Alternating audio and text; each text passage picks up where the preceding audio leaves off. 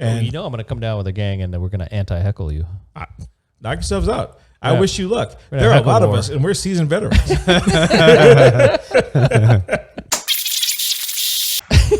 Maybe we can't be friends no more. You might have found our line, sir. Divide. Wait, socks aren't made out of trees, right? Are you asking the black guy where cotton's from? I think it's from sheep.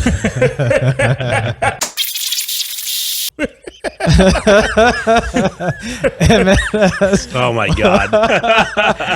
Yes, sir. All right, for our audio listeners, Anthony, can you describe what just happened? He has come up in what appears to be a leather schmuck.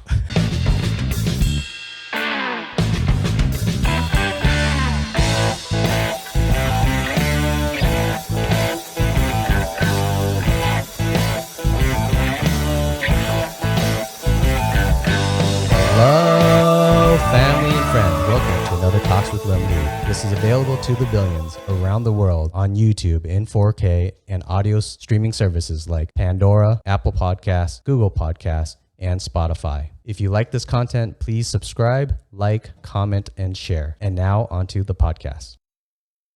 Thank you, Anthony, for this opportunity. So you work, probably talk about what you said earlier. So systems admin, and then you've done volunteering for the Las Vegas Leather. The Uniform Club of Las Vegas. The sysadmin stuff is actually kind of interesting in that, I'm the last of a dying breed. I'm in the field, but I did not go to school for it. It sounds like you're really glossing over your leather uniforms right now. Oh no, we can start there if you like, but I was trying to give you your 10 minutes. A systems administrator. A systems administrator, I'm imagining you keep the computers running at a company? Specifically the servers, storage, some degree of networking, but not a lot. But most of my energy is spent in standing up systems, and in some cases the software on those systems, and making sure that like the infrastructure underneath, so like virtualization and things like that, are working correctly. And when they're not, addressing why they're not. If we're coming up on resource constraints, figuring out what can we do to make it work for now, and what do we need to buy in the future to stay whole. So like if I was an auto shop and I needed to store a lot of data, I would hire you to set up my computers? Probably not. Okay. If you were Auto Trader, yes, you would hire me to set up your computers. Okay, for the young people, Auto Trader, it used to be this magazine. It's like CarMax. Like Auto Tempest would have system administrators. Okay. Rock Auto probably has a guy. Only one? Maybe one or two, but you know what I mean, though. Like he's not good at graphics. Like I said, they probably have the guy. Okay. So the smaller the operation is, the less useful my specific skill set is, and the more useful someone who can do a little bit of everything is. Yeah. Because I am the last of a dying breed of someone who works in the field but doesn't have a degree in it. I didn't go to school for any computer engineering or computer support or anything like that. Wait, so how'd you stumble into it? I was doing gate and ticketing at an airline with my brother at the same company, and he knew that I hated gate and ticketing with the fire of 1,000 suns. Gate and ticketing? Gate and ticketing for an airline. That's people who check you in at the ticket counter or get you on the plane at the gate and all that. You need to wear a stupid vest? Yeah. Well, ours was a shirt. Ours was a dumb shirt that was like 3/4 white and then 1/4 another color. All right. Like so very asymmetrical. If you were just regular gate and ticketing, that color was blue, and if you were in the first class gate and ticketing, that color was gold. Gold, and baby. Like, if you were a supervisor for first class, you got a gold jacket, but if you were a supervisor for regular class, you got a blue jacket, and if you were a stewardess, it was green. If I was first class, I'd want to talk to somebody with a whole gold shirt, not a 1/3 gold shirt. I need my other 2/3 gold on them, talking to anybody. But yeah, he knew I hated it. So he saw me build a computer because, he knew a guy. Because, that was back in the day when to get a computer for cheap, you had to know a guy. So he knew a guy who could make me a computer. And the guy did make me a computer, but they had no idea how to ship one.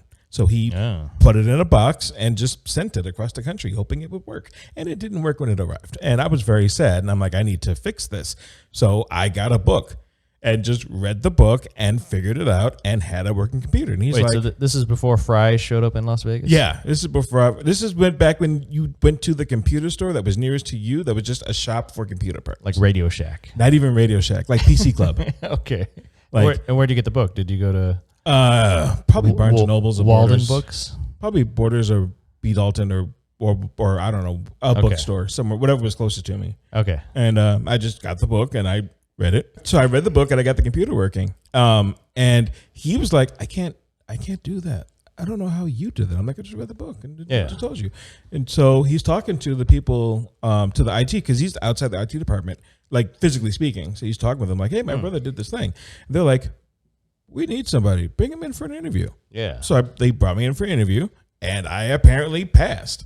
This is at the airline? Yeah. Okay, nice. And it was basic work. Like now in retrospect, I know it was like, oh, you are green. We're going to give you like 3 months of just doing the grunt work and learning along the way. So it was stuff like, here are 2 spools of cable.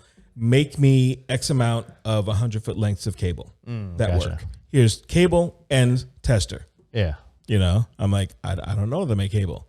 They're like, cable and tester. Internet. Make cables. Nice. Nice. So I had to look up like, okay, I'm making a network cable. And I was asking a couple questions like, oh, this one can Google. Hey, you can say, right? Because, I mean, like at the time it was all mysterious. But in retrospect, I understand what was happening of like, we need to see, can you find the information you need to have if it's not provided to you? And if you don't have that information, can you get close enough to ask smarter questions of those around you? Right. And then can you complete the task that's assigned to you, even though it's relatively mindless, with as little waste as possible? Right? Yeah. Because if I use all 2 spools, it'd be like, great, you made us this cable, but it only should have taken you like half to, maybe 2/3 of the spool if you were really bad at it. The other one was this was a dumb shit test. Yeah. Like, how bad will you be? And the answer was not that bad, thankfully. And from there, the 9/11 happened and I found myself. I think all jobs should have more dumb shit testing. Honestly, I think there is a benefit to doing the on-the-job rearing up of people to be in positions. Yeah. In that, sure, you could send someone to school and I can take someone, I can tell them everything I know about how to do IT, right? And they will listen to me and take notes and pass tests and like come out with grades to say they know this much about doing IT. But there are certain soft skills and certain situational pieces of knowledge you don't get until you're boots on the ground. Like until you're at a computer that needs to work in the next hour and, oh, by the way, the hard drive has died, like until you're in that situation, like when you're having to figure it out right now with no resources and someone breathing down your neck, you don't learn efficiencies. You don't learn the shortcuts. You don't learn the things that don't matter in that moment. Yeah, or to be a problem solver under pressure. Yeah. And there are benefits to that. I think we lose, especially in the IT field, that we have lost in trying to get people that were better groomed to do IT work. Yeah, Joe, you waste all your time in school. Yeah, I did. Goddamn right. I mean, technically I did too. I have a bachelor's in psychology. Oh, are you psyching us out right now? It was research. I was not trying to do the clinical stuff. I got my own problems. I ain't got time for yours. Gotcha. So you mentioned 9/11. Did that jack up the airline you were working at? Yeah, we closed. We made it a year. So we made it through that initial shutdown, and then we made it a year out from opening back up. Well, can you say what airline it is? Or is National Airlines. National, okay. We made it out a year, and then just there was not enough resources in the bank to keep us afloat, even after doing a Chapter 11, I think it was, and a whole bunch of other stuff. So, and I don't directly fault anybody that was running the company or the leadership or anything. It was just we were just a victim of circumstance. You could blame the terrorists. Oh yeah, okay, like that's fair. But it was a really young, a really new airline that did not have the battle chest of a Delta or a United or, that's why if you look at the airline field now, the number of airlines is so small because as they started to fall off post 9/11, your Uniteds and your Deltas and your Southwests and all these other companies were just snapping up either the whole airline wholesale or just waiting for them to close and buying the routes. Right. Because funny backroom secret about airline travel, there are only so many planes that can land at any airline, at any airport at any given moment in time, right? There is a capacity that they can handle and no more. That's the red line. And they all operate just below that red line. So when an airline gets a route to a particular airline, that means that they have the ability to land in these in so many time slots and these time slots in a day at that airport. Yeah, when an airline closes, those routes come up for grabs. Yeah, free for all. Yeah, kinda. But you know what's interesting? It's a free for all buddy system kind of thing. Yeah. Like if you look at, I think it's O'Hare is. I want to say O'Hare's Deltas is in Delta's back pocket. United. Is it United? Yeah, United. You're right. Yeah. Certain airports have certain airlines where they're just like, oh no, see, you have to bid against that guy. Mm-hmm. And if you outbid that guy, you can have it. But if you don't outbid that guy, it's his. Sorry. Because they can't afford to piss off that airline. Because, if McCarran, if you notice, there's an entire gate dedicated to Southwest. Yeah, Southwest is the big dog now. Yeah. There's even before 9/11, there's always an entire gate dedicated to Southwest. Yeah. So if Southwest decides they want to expand and do more stuff and more routes come available, they kind of sort of get first dibs in a way. Like, it's nothing official. Like, it's not like, oh yeah, no, everybody just knows, like, they're the biggest customer to the airport, right? Yeah. So the airport is invested to keep that customer happy. And if another route keeps that customer happy, well, yeah. You know what's interesting about Vegas is we're a very heavy tourist city, right? Yeah. So we have pre-COVID, we had something like 1 million visitors a week. Yeah, ridiculous numbers come through that airport. So obviously a busy airport, but it's fun because you can see the lines of airplanes coming in at night, right? So when the sun goes down, you can see the specks of airplanes on the glide path that come in. Yeah. So when you talk about having only a certain number of slots, it's like, well, they've timed these airplanes to come in. Bring in the gamblers. It's one of the world's largest ballets. It really is. I have nothing but respect for ATC, air traffic control. Mm-hmm. Nothing but respect for those folks. I don't think I could do that job and still stay sane. Why is it so stressful? What's they say it is, right? The number of moving pieces, the amount that's at stake with each moving piece, and the amount of variables that come in just throughout the course of a flight. So let's say that you have a plane that's coming in, they're coming from Vegas to Chicago. Even better. Let's say they're going to Vegas to Baltimore. Yeah. Right?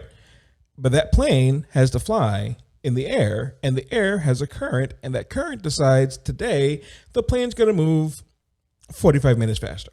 Mm-hmm. You've had that happen. You get in a flight, it's supposed to be 4.5 hour flight. It's 4 hours and 10 minutes. Yeah, we love it. you know, right? You're like, woohoo. For air traffic control, that's a nightmare. Right. Because now you're out of schedule. Because now they have a plane they got to figure out where to put. They've got to bump this guy. They've got to swing this around. They've got to do all these different things just to keep everything flowing. Mm-hmm. And that's before you get into problems with airplanes. They have to do emergency landings that can't take off. Before you get into delays in the general flow of traffic coming, like, San Francisco. Let me tell you, have you ever flown into or out of San Francisco? I do remember one time being on a 747 from Asia coming into SFO, and it was so fun because they have dual runways, and you could look out the window and see the other 747. Yeah. And so that was a fun dual landing. And I think they do that because with 747s, they leave such a turbulent wake that you can't fly other planes behind them until the air settles down. Like there's a certain... Yeah, because airs care a lot about air turbulence. Planes care a lot about air turbulence. Yeah. They do. They care a lot. So if a little plane tries to come in after a big plane, you might get thrown out of whack. But here's why San Francisco is awful. Fog. Nothing you can do about it. Yeah. Act of nature, act of God. Today, it's foggy, right? Yeah. But it's so foggy, planes can't land, planes can't fly, right? That throws everybody flying into or out of San Francisco off, likely for the entire day and sometimes for the next 2. Yeah. I have been there for those conversations. Oh, and you're not in San Francisco. It's a bright, sunny, clear skies day in Vegas. It's great. I want to go outside and have a tan. Why can't I go home? Because San Francisco is fogged out. We can't get planes to land, so nothing's flying until we can make sure it can land on the other end. So all of a sudden, just from an airline functional airline perspective, just from that operational standpoint, it's already a nightmare of like, great, I've got a plane with X number of seats on it, and I have to do something with these people that can't go anywhere. We got to figure out like, how long are they going to be delayed? Do we have to do anything about that? Do we have to give them like money or brochures or whatever, or vouchers but or whatever? Also, every flight that doesn't land or take off, you have the connection or the following scheduled flight that also whatever flight that plane is serving when it lands in San Francisco, also delayed. Yeah. Whatever flight that plane is serving when it leaves San Francisco and gets to wherever it's going, also delayed. Yeah. Whatever that crew is doing is clocking hours on the clock while it's not flying. Yeah, weren't there recently a bunch of tornadoes in Kentucky? I think it was Kentucky. Yeah, I bet that jacked up the whole day. Yeah, like or several. So if you think about that though, just from like the airline perspective, it's already a nightmare. They're already trying to figure out staffing and who can do what and when. They're like, okay, this crew is going to be almost over hours when they land in X city. We've got to have a replacement crew there to swap them out in the plane so the plane can keep going. Those kind of things, right? And then on the other end of that, you think about that from an air traffic control perspective, they have to manage that everywhere. Right. They've got balls in the air, especially San Francisco. They've got balls in the air coming from Japan, Shanghai, they've got balls. coming from everywhere, right? Yes. So they've got to figure out what to do with this plane that's in the air that can't land, and how long can this one stay in the air? And if a plane can't stay in the air long enough, then where can we send it? Sacramento. Right? Yeah. So like that's why that job was so stressful, and I nothing but respect. Like hats off to those people because. Liem, you've been suspiciously quiet here. I'm just listening. Thinking airline thoughts? A little bit here and there. I'm just listening. But yeah, like you learned a lot of inside things working for an airline. A lot of really neat things. Like I don't know if this is still true because a lot of my knowledge is pre 9/11. Yeah. My knowledge post 9/11 isn't as in depth. I wasn't on the tarmac. I wasn't in the airport. I was in the corporate office by that point. Yeah. We're 20 years on now? Yeah. Okay. So that means I've been doing IT work for 2 decades. Hey, you have the experience. Is there anything that you see that changed security-wise at the airports after 9/11? Things that maybe... Big, huge, immediate changes that I witnessed. Pre 9/11, National Airlines had a ramp vehicle, right? It was a minivan, and it could drive from the corporate office that was across the street from the airport directly onto the tarmac, directly to the gate. And they did this so that they could move their employees, and it's primarily for the flight crew, but also like if there's space, also some employees to be able to get from corporate office where you check in to the gate in the least amount of time possible, so that they're preserving those hours of on the clock, right? For the plane. Makes sense. But after 9/11, suddenly that took as long or longer than just going through the airport. It got to the point where they would just drop the bus off at the passenger entrance, and you could just show your badge and get through security that way. Because you had to get out the bus, go over here, go through a security checkpoint, get back into the bus, and then keep going. Right? Yeah. There was, and by that point in time, it's going to take you just as long to go the other way. Yeah. So that became the thing. Do you think that's still in effect today? Today, I highly doubt you can just drive a vehicle onto the tarmac. Yeah. That was still in that gray space of we don't have all the new rules yet, but we have to do something. So every situation, somebody somewhere is making a gut call of do it that way. Yeah, but nowadays I do see the flight crews and the pilots and the flight attendants, they have to come through security. They have an expedited line. Mm-hmm. Yeah. I see them a lot more. Yeah, okay. That makes sense. Yeah. Yeah. And I'm sure that's the case now. That just is not a thing. What's worse is not at 9/11, but shortly after, there was some idiot that tried to blow up a plane with a shoe. Like he hit a bomb in his shoe. And the shoe bomber guy who failed miserably still makes it so you get ticket kicks off when you're in the checkout. Yeah, but like millions of people a day, right? Like this is the miserable inconvenience that he's. When was the shoe bomber? He was I don't know, maybe like a year after or a couple months after. That was about a year after. About a year after, yeah. Wow. Yeah. Okay. So he was inspired by the grant, and he tried to make a bomb in his shoe. So I think they checked it out afterwards, and it wasn't an impressive. Like he would have been lucky to have done any damage. Other he'd than have blown his foot off. Yeah. but for that fucking guy, now we all have to take our shoes off. Yep. And here's the thing, y'all. PSA to you and everybody listening, everybody watching. When you go through that security checkpoint, make sure your feet are covered. Like, don't go barefoot. Don't go barefoot. Don't wear your flip flops unless you're going to throw some socks disgusting. on. You want to. I understand that it's summertime and you want to be cute and you got this new pair of sandals or whatever that is. I don't care why you decided to walk through the airport today. Wait, you don't want to get airport aids? Airport aids, or what's the? I know someone who did that and managed to pick up some kind of skin thing that required her to go to a what's the skin doctor? A dermatologist. Yeah. And the dermatologist had to cut pieces of skin off of her foot before it spread even more. And that's because they caught it early. It's like Ebola. Yeah, so it was something. Don't know what it is. Some kind of fungus thing. But she's like, I don't get foot fungus. A necrotizing skin contact. Yeah. It's frightening. And the only time she could think of, like, when would I have picked it up is like when I went through the airport and then walked through security. Like, put socks on. And okay. And when you get on the other end of that flight, take those socks, wash them. I thought you just have to burn them. Well, I mean, don't be wasteful. No, you gotta stop the spread of whatever is eating people's feet. If you can wash them and they'll be fine. You know, you save a tree, man. Come on.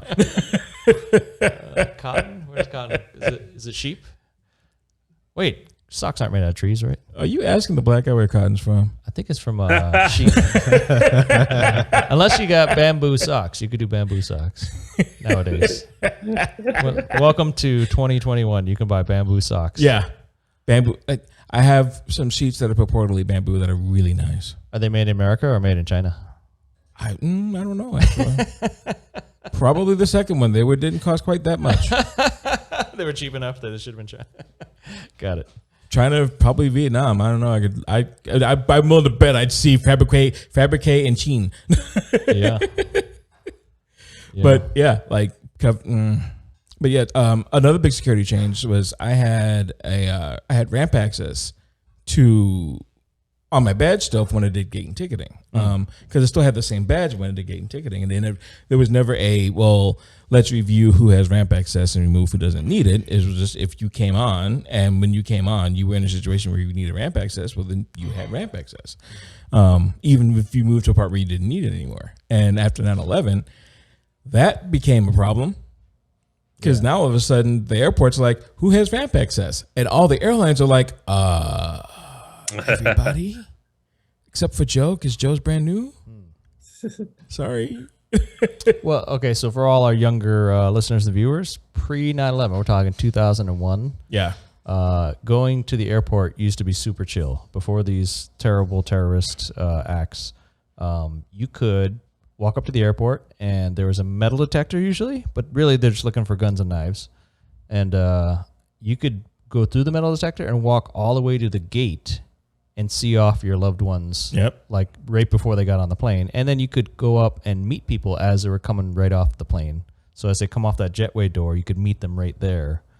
So prior to these current times that we're used to, it used to be a lot more comfortable. I mean, it's nice if it's your loved ones and you want to see them off or see them right at the gate. It was a lot nicer and a lot easier and faster to go through security. Yeah. Because they're just making sure you're not carrying a sledgehammer. Like, are you trying to kill anybody right now? Yeah. So. But yeah, like the security before though, there was like the biggest change that I saw though, like the hugest one, was when the airlines could be able to fly again, and I got moved from doing what I was doing before, which is like junior network administration with some computer work on the side whenever it was need, to you're now a computer tech because we want to keep you employed because we're nice, but we don't have the physical ability to justify you in that role, but we do need someone to fix computers. So do that. Don't fail. Have fun. Was there a different T-shirt for the computer guys? No. When I moved off of gate and ticketing, there was no longer the uniform shirt. Okay. It was just, corporate casual. Okay. Which that's a moving target. Yeah. You're saying they renamed your title, or that they gave you a position that you weren't really... Oh, they gave me a position. I had no idea what I was doing. Oh. At that point in time, I had spent 6 months doing networking stuff. So working with switches and routers and things like that, and getting them set up and configured, getting them installed, those kind of things. But after 9/11, they were like, we don't need that many network people, but we do need people to fix the computers. So take it or leave it. And I was working at a call center doing over the phone tech support, and I hated my life. So I'm like, yes. I yesed so hard that I'm like, I can be in. They're like, when do you need me? They're like, as soon as possible. They called me like it was on a Thursday. They're like, as soon as possible. I'm like, does Monday work? I'd like a 3-day weekend. They're like, sure, we can do with Monday. So I called my current employer. I called the manager on duty. I'm like, yo, man, I'm not gonna make it in. He's like, you're not gonna make it in. Well, when are you be in next? Like, no, I'm not gonna make it in ever. He's like, oh, that's good. I bet that tasted delicious. Like he said that, I'm like, yeah, it did. He's like, I'm sorry. I'm sorry to see you go. You're actually useful. But I understand. I already know. I'm sure I can guess that they offered you the old job back. Like something like that. He's like, yep, all right. Have a good one. In fact, you know what? I will mark you as rehireable. I never want to see you again. Yeah. What do you think was it a financial thing that they were, because of 9/11, they had to change financials to give you, the airline gave you a job that you weren't what you thought qualified for? Were they? What they were doing, and this is something that speaks to the ethos of the company I worked for. They were aware that they had lots of people that used to have a job that are now furloughed. They're not unemployed. They're just not actively scheduled. Not getting a paycheck now. Yeah. So what they were doing was they were going through every department to see what they could do to bring back as many people as possible back into that department, and still stay whole, still not go so far in the red that it's dumb, right? So they looked at the IT department. They're like, you have, I think it was like 3 of us that were NOC analysts. And they looked at all of us. They're like, we can't justify 3 people as junior network people because we've already got 4 full-time network people. And while the backup is nice, now we can't justify it. But we've got 2 people doing computer support, like actual desktop support, and we need more people there. So hire in some people there and bring them back if they'll take the job. Yeah. And of course, all of us are like, yes, please. Because, I was lucky enough to find a gig. There was a couple people that were like, I'm still looking. Like they were still trying to find something, anything. Because, there was always the hope that you would get called back. So you didn't want to take anything that was super permanent, right? You didn't want to go out and find the exact same job you're doing now for even potentially more money or something. Like you wanted to just stay out of the way of people who need a job, but make sure you have some income coming in to pay your bills, and then hope that they call you back before that becomes untenable. That's like if you knew J-Lo wanted you back, so you didn't not go hit it with somebody else. Yeah. You just didn't get too serious. Yeah. In case Jenny from the block wanted you exactly to back it up. That you and Jenny are just on a timeout. Right. She's like, I never want to see you again. But she said in a way that you're like, oh no, you want to see me in 3 weeks. Got it. I'm glad we clarified that up. So I'm not seeing the connection to the 9/11 on that. Like as in, because of 9/11, there were no planes flying. And for an airline, that means there's no income coming in and only expenses going out, because you still got to pay for the planes. Airports still like, oh, you want to dock your planes here, but you're going to pay for that because that's how that works, right? It's in the contract. You're paying for it. So all that's there's still expenses coming out. There's no money coming in. So they looked at the entire workforce and were like, we're going to get rid of everybody but like one or two people, like that were actually still working. You know, one person, and like it was like the HR lady at the front desk kind of stuff, right? Right. So like, but it was a good guy company in that they tried to bring you back. They tried to make sure that anybody they could bring back, they brought them back. And even but in the same position, it was something that paid them similar to what they were doing before, in the same vein of what they were doing before. What was kind of so I'm guessing the impact of that was, I don't know, 6 months or a year per se, like for them to juggle all the balls and the finances and stuff, or was it like a year or 2, 5 years out, did it kind of stabilize where? They didn't make it a year past that. Oh, they tried. Yeah, I mean, a true valiant effort. But okay. Nobody wanted to fly. Understandably so. Nobody wanted to fly. Everyone's like, I'm gonna fly if I really need to, but you know, I normally take the flight to LA. I'm gonna drive this time. You know, I get it. Right. I understand. Like everyone's like, it's a traumatic experience. Yeah, it was like them things is more dangerous than I thought they were in ways I hadn't considered. I need to go reconsider the thing that I want to do in this thing. Like, do I want to fly in it or do I want to just watch it go by? Yeah, I get it. Hey, I got one for you guys. I just came back on a flight from Florida, and at the airports they now have a facial recognition scanner. Oh wow! So at the gate, when you're jumping on the plane, they scan your ticket and they're scanning your face.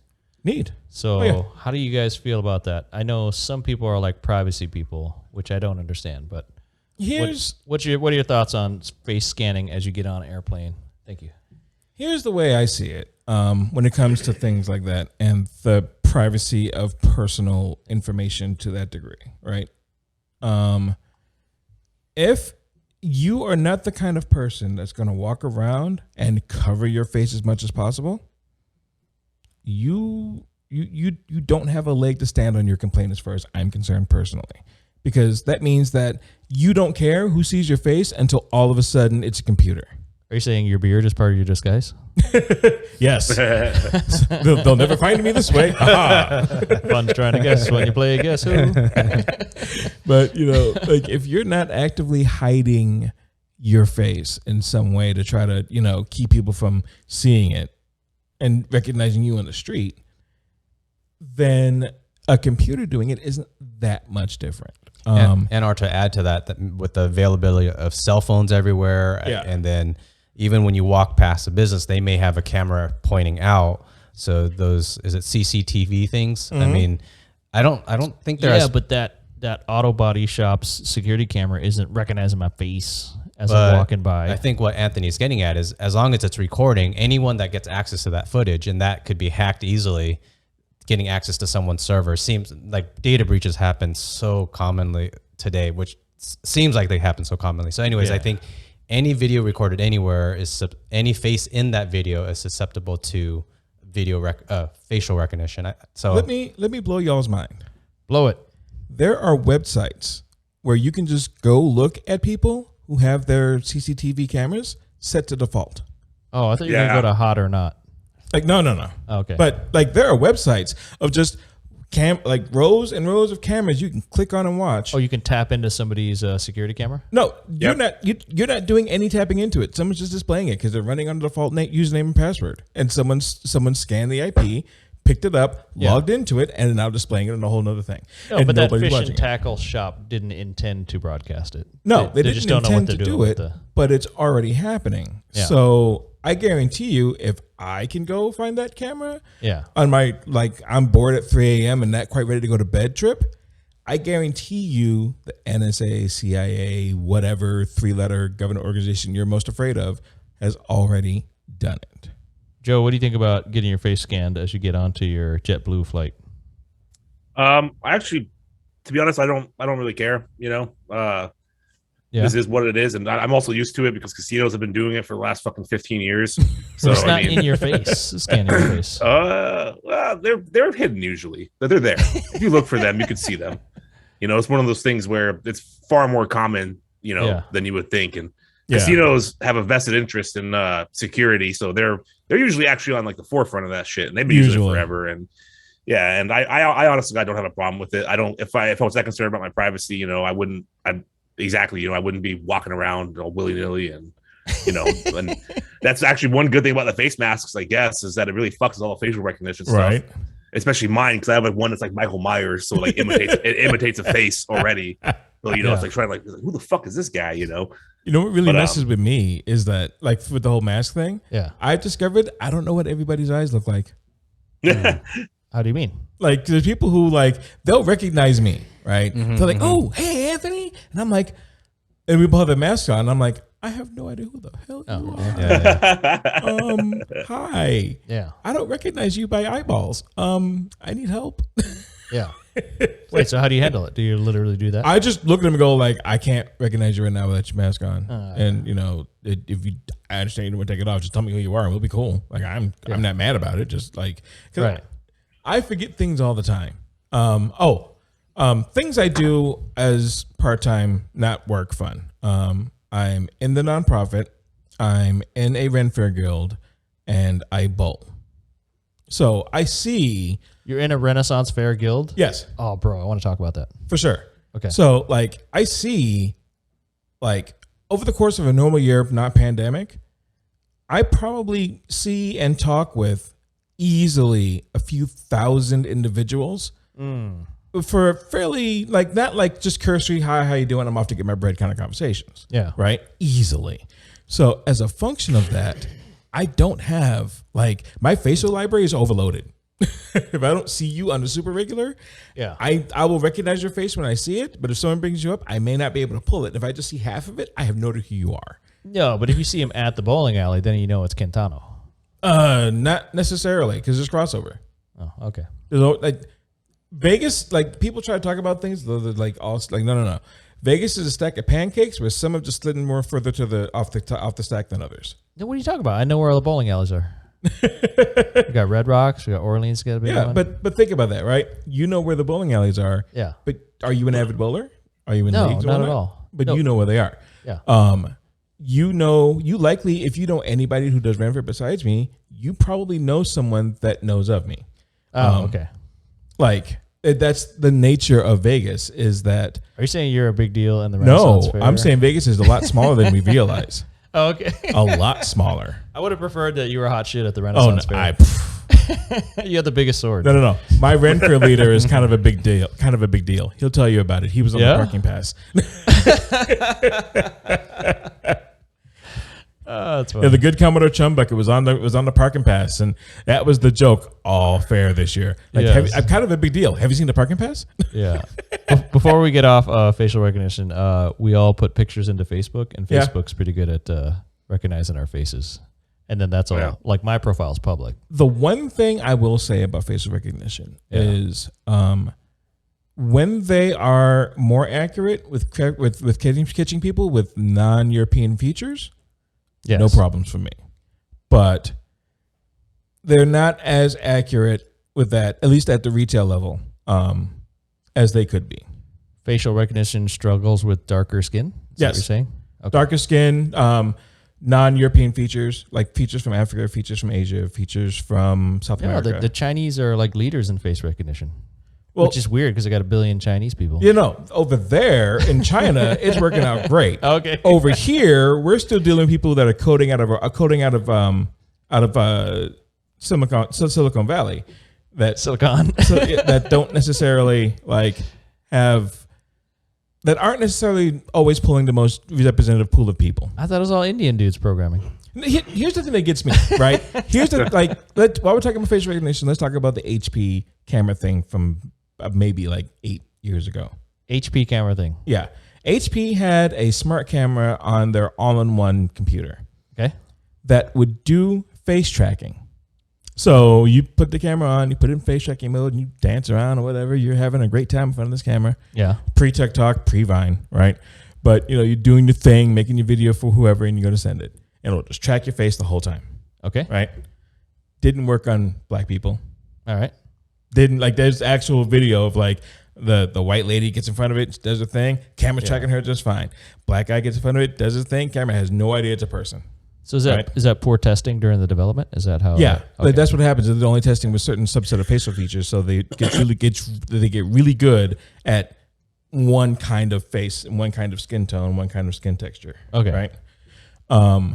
The thing that gets me though is I've been to California. I've seen maps. I've been around California. It's not that hard to find different people of different racial and cultural backgrounds to come bring into your lab and just have them sit there for a bit and pay them $20 and they'll be on their way happy, right? You give someone $20 and a 512 megabyte I don't know, man. You're asking me to have a black guy come in here and dance. Not even dance. You don't need them to dance. You just need to come in and sit down in front of your camera, turn around and talk and like move around. Okay. Right? And then you're like, okay, we've got that. Now let's train our algorithm on how to recognize that and we're good to go. Okay. Like it's not that hard. It's just an oversight. Nobody thinks about it. Yes. And it's a cultural blind spot. And I get that that's a thing that will always happen. No matter what, you'll always have some level of cultural blind spots. That's just the nature of humans. What's the U.S. demographics right now? Are African Americans about 10% of the U.S.? I got no idea. I'm gonna guess African Americans 10%, Latinos maybe 30 or 40. I'd say there are more African Americans in the country. Think so? I know that we are on a trajectory to where white Americans or European descent Caucasian, however Caucasians, however you want to, whatever word you're looking to put that around. Yeah. Whiteys. That majority is becoming a minority. Yeah, they're shrinking down below 50%. Yeah, and that's because we're no longer like we're at a point where because the Mormons can't make enough babies to keep it going. Oh, don't lay that gauntlet down. Dude, they will find a way. The Shakers out in Pennsylvania, they will figure it out. They ain't shaking enough. But like they ain't the quaking. thing is that between immigration and just local diaspora things, we're at a point in this country where we're actually becoming the melting pot we always talk about. We're melting harder. But we're reaching critical mass. That's all it is. Yeah. I like it. It was like this, always inevitable. Yeah. Right? It was always inevitable that the great experiment of America is going to become multicultural, and one day there's going to be more not white people than white people. Yeah. Like that's just the nature of how genetics work and the nature of how cultures work. Yeah. Unless you are in a culture that is actively, and I mean like actively, like I don't want to say hostile, but more like actively homogeneous. Like they're actively more inclined to not be open to other cultures just coming in and setting up stakes. I mean, we have a history of that, right? We have a history of a vocal minority. That's what I believe. Yes, okay. I honestly believe that and shitty treatment of certain groups of people. Yeah, but it is not the vocal majority that is like all down for that. It's a vocal minority that the smaller it gets, the louder it gets, and I know that some people think it's pipe dreaming, but I firmly believe we are witnessing the death throes of the white supremacist movement. We're in the middle of the death rattles of the amount of manpower that they have to work with is dwindling as the population around them becomes more mixed. Yeah. Because when you're from an all-white city, if you're from an all-white neighborhood, all-white, little town or whatever, it's really easy for someone to come by and tell you, oh, don't trust them people from wherever. Yeah. No, they're bad in this way. And don't trust those people that aren't like us. They're like that way. Yeah. But as places become more mixed and people start to see and interact with people from other cultures, it becomes harder and harder for someone just to come by and tell someone like, oh, no, don't trust those people from so-and-so. Why not? Because these people from so-and-so, we hang out all the time and it's great. Yeah, I agree with what you're saying in a general sense that the majority group is shrinking. So it's in effect losing its majority power. Mm-hmm. And I don't think it's as direct as, each guy realizing, hey, I'm white, but I'm not as powerful as I used to be. I think it's a more like subconscious. Yeah, it's happening at a deeper level. It's happening at a more primal level. Where opportunities are disappearing and you're seeing other people succeed in places. Yeah. And a lot of that is unfortunately, the tenets of the American dream, as understood by people from some sectors of society, and as compared to people from almost everybody else, that promise of the American dream is that I will go out and I will get my wife/husband, whatever they need to look like, and my kids and my house and a retirement, and it'll be fine, right? Yeah, you just got to show up for work. Yeah. And then you start looking around and realize that that's not really on the table anymore. And that's got nothing to do with anybody from India or Pakistan or South Central LA or wherever you're mad at today. No, it has to do with wealthy people rigging our tax system to steal all the money from us while we sleep. That's got everything to do with the fact that when we were talking about that American dream as being a possibility, the top 1% was paying something like 3 times more taxes than back today. then. Yeah. I think it's something like that. It's a ridiculous number when you think about it. Like, wait, before we move too far. Oh, sorry. To wrap up all the things we touched on earlier. Oh yeah. There's a guy in China who looks coincidentally very strongly like Elon Musk. If you search on your computer right now, Chinese Elon Musk. That's amazing. Well, because you got 1 billion people, and one of them happens to have a very similar. It's got to happen, right? Yes. So that'll screw up all your facial recognition. And that's the thing is like doppelgangers. How do you handle that? Oh yeah. All right.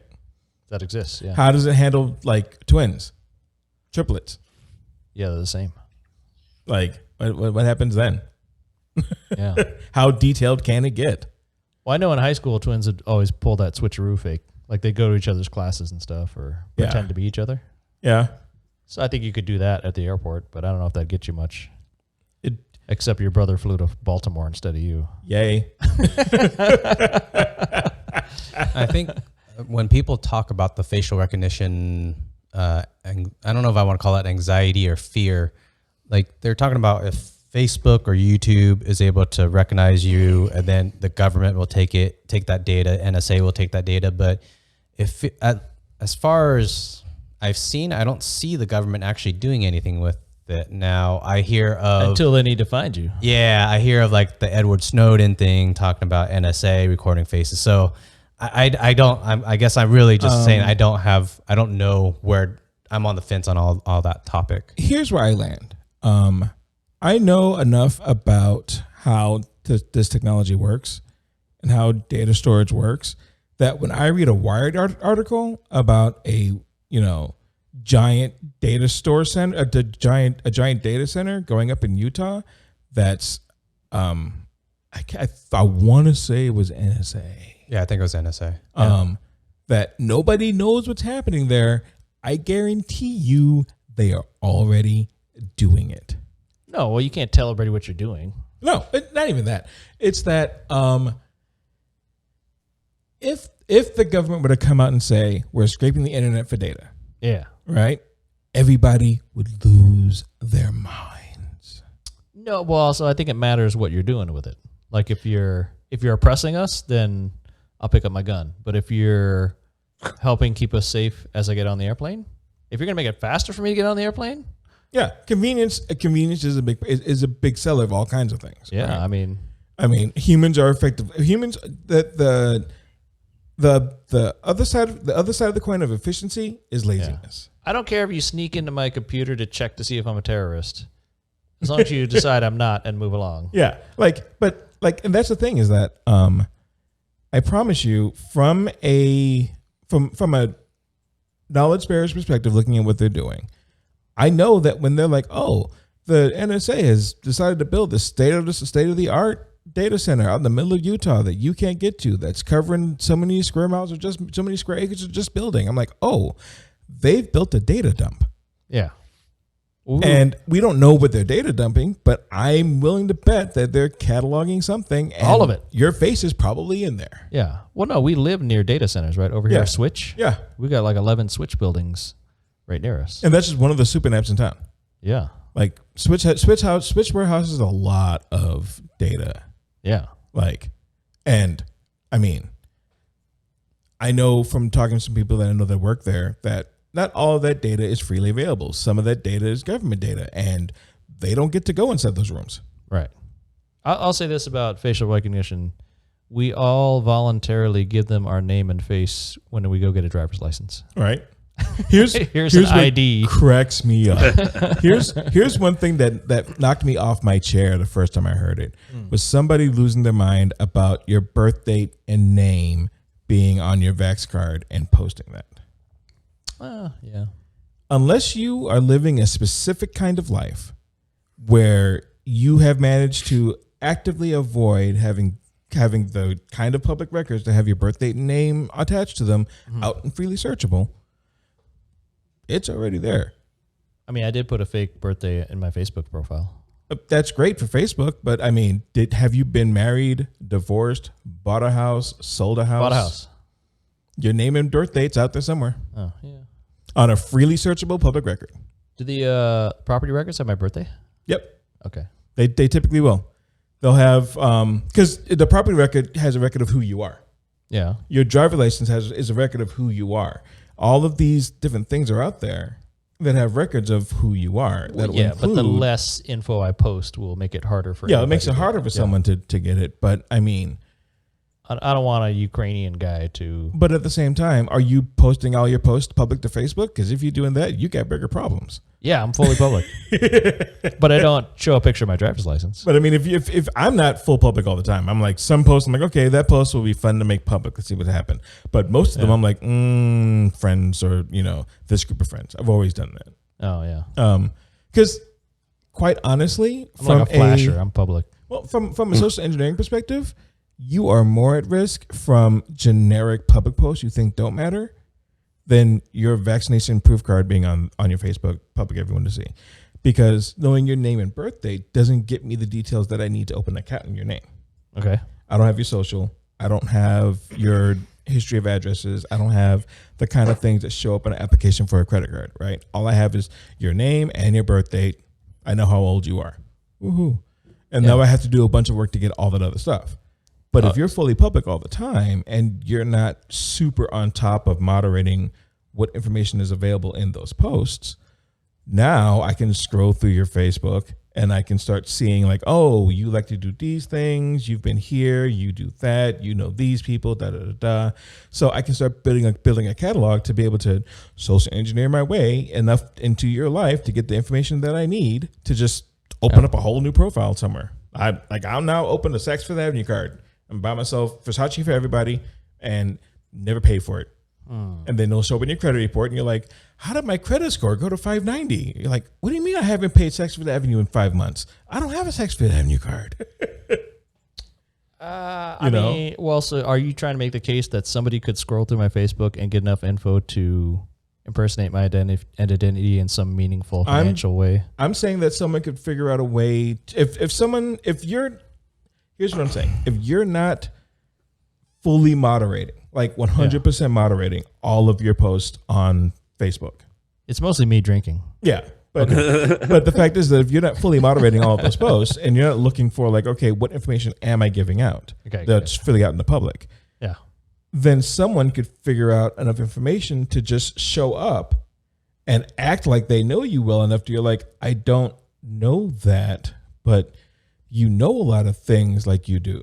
Okay. And that proximity is what gets them the access to start grabbing other pieces of data. Okay. Start doing the things that let them build up a whole profile, go out, steal your identity, buy a boat in San Rio, and never talk to you again. Okay. Right? That's what most identity theft is. Most identity theft is someone who's found a way to get enough salient details about someone to snag what details they don't have, either from you or people like companies that you work with. Take that information, go over here on some other thing that you've never looked at, try to cross-reference, yeah. Try to build up a profile over here. Now they have a credit account, run that up, and then go away. Joe, are you looking at my Facebook right now, trying to see if you can?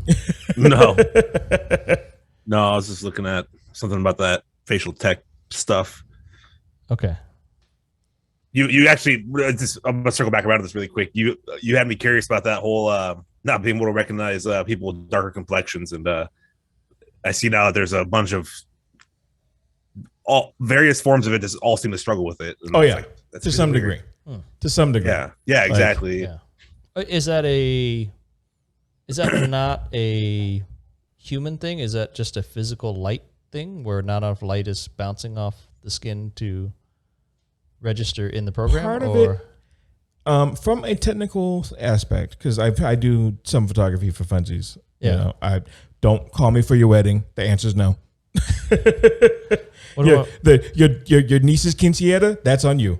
Okay. What if I want to shoot a porn video? Nah, I'm a watch. I can give you some. No, I need a cameraman. I can give you some notes, but no, I'm thinking this would be a good business in Vegas because actually, no. No, shooting porn in Vegas is legal. Yes, but it's still very difficult. Really? Yeah. Okay. The site, the haha funny. I'm glad that you disclaimered it. Like haha funny things about Vegas. We are a very schizophrenic city when we look at rules and laws. Yeah. On the one hand, we're all about like, go do these things, have this fun, smoke your weed, drink your drinks, gamble away your money, you know, knock yourself out, have fun. But then there comes a point to where the laws start to float more to the other end to kind of balance that. And sometimes they create situations where the thing that's in the middle there, sure, you can start to shoot the porn right here just fine. But then if somebody finds out, now there's like a ream of paperwork you got to fill out saying what you're doing and how you're doing it and all these other things. Or now you have to worry about like how many records are we keeping? Dude, we had to do paperwork to do this podcast. Huh? We had to do paperwork to do this podcast. What? Really? You haven't signed the waiver? But I mean, I didn't even know there was a waiver. Get this asshole on the waiver. But when you look at the laws here, they get a little schizophrenic because of that. Because on the one hand, it's like, oh, we're the city of sin. Go be sinful. But on the other hand, like, oh, but we're not that sinful. Don't be too sinful. Wait, are you saying porn is not easy to shoot in Vegas because you have to fill out paperwork? No, I'm saying porn isn't easy to shoot in Vegas because you have to worry about like if you're going to shoot it in a residential area. Am I? No. Right? But if you do, you have to look into like, okay, if I do that, is that legal or not? And if it is legal, what do I have to do with the city or the county to be up and above board while I shoot this porno in this residential area? Well, now, if you don't show anything in front of a school or anything, like if you don't show anything where somebody can prove this is Vegas, you can get away with this scot free. No, like nobody can say like, oh, that window is definitely a Vegas window. Those blinds only exist in Vegas. Is that going to happen? Okay. Right? No one's, unless someone's going to sit down and go like through the architectural diagram of the video and try to rebuild the house and go like, oh, well that house, that architecture only existed from Del Monte Homes from this time to this time in Clark County, so you had to be shooting it here. Like no one's going to do that. No one's that invested in it. Del Webb. Right? Yeah. But sorry, a realtor. Did I say Del Monte? I don't know. Okay. I think they do fruit. Yeah. But like no one's going to like go to that level of like detailing to try to find you out unless you piss somebody off. Like right. Like you step on the wrong shoes and someone's going to be like, "Oh, I got nothing but time for you now. Let's go." Like, right? But other than, no one's really going to do that. But if you happen to show like, "Oh, that mountain range?" Yeah, that's This is why you don't want to be a porn photographer? No, I'm just too lazy. I'm too lazy to do it. That's work.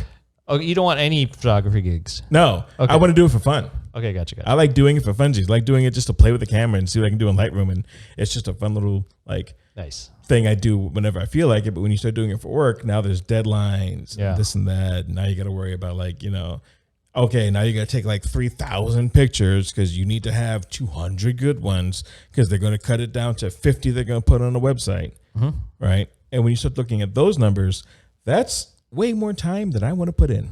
Gotcha. I got a job. I'm good. Okay.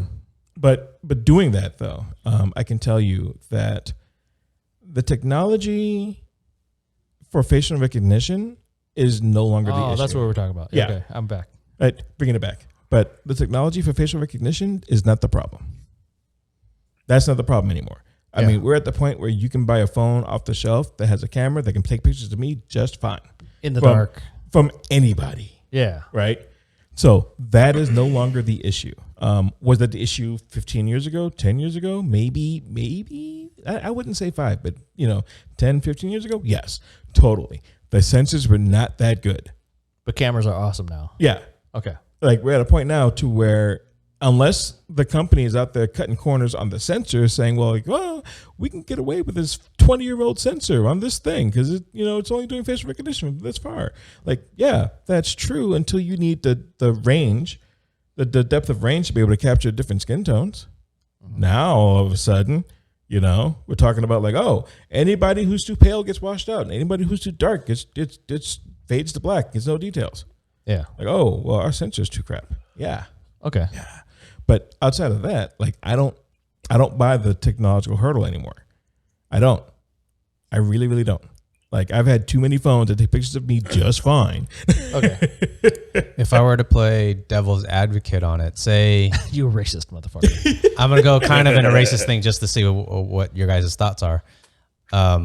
Say we think about like police and crime, police violence on black people. Wouldn't it fit their agenda to get facial recognition towards black people so they could try to capture more we should focus on black people. That assumes a conspiracy that doesn't exist. But wouldn't they? Well, depends on what you're saying. We're talking about, right? Who's got the facial recognition program? I guess. You're saying if a police department had a facial recognition program? Yeah, better one. Okay.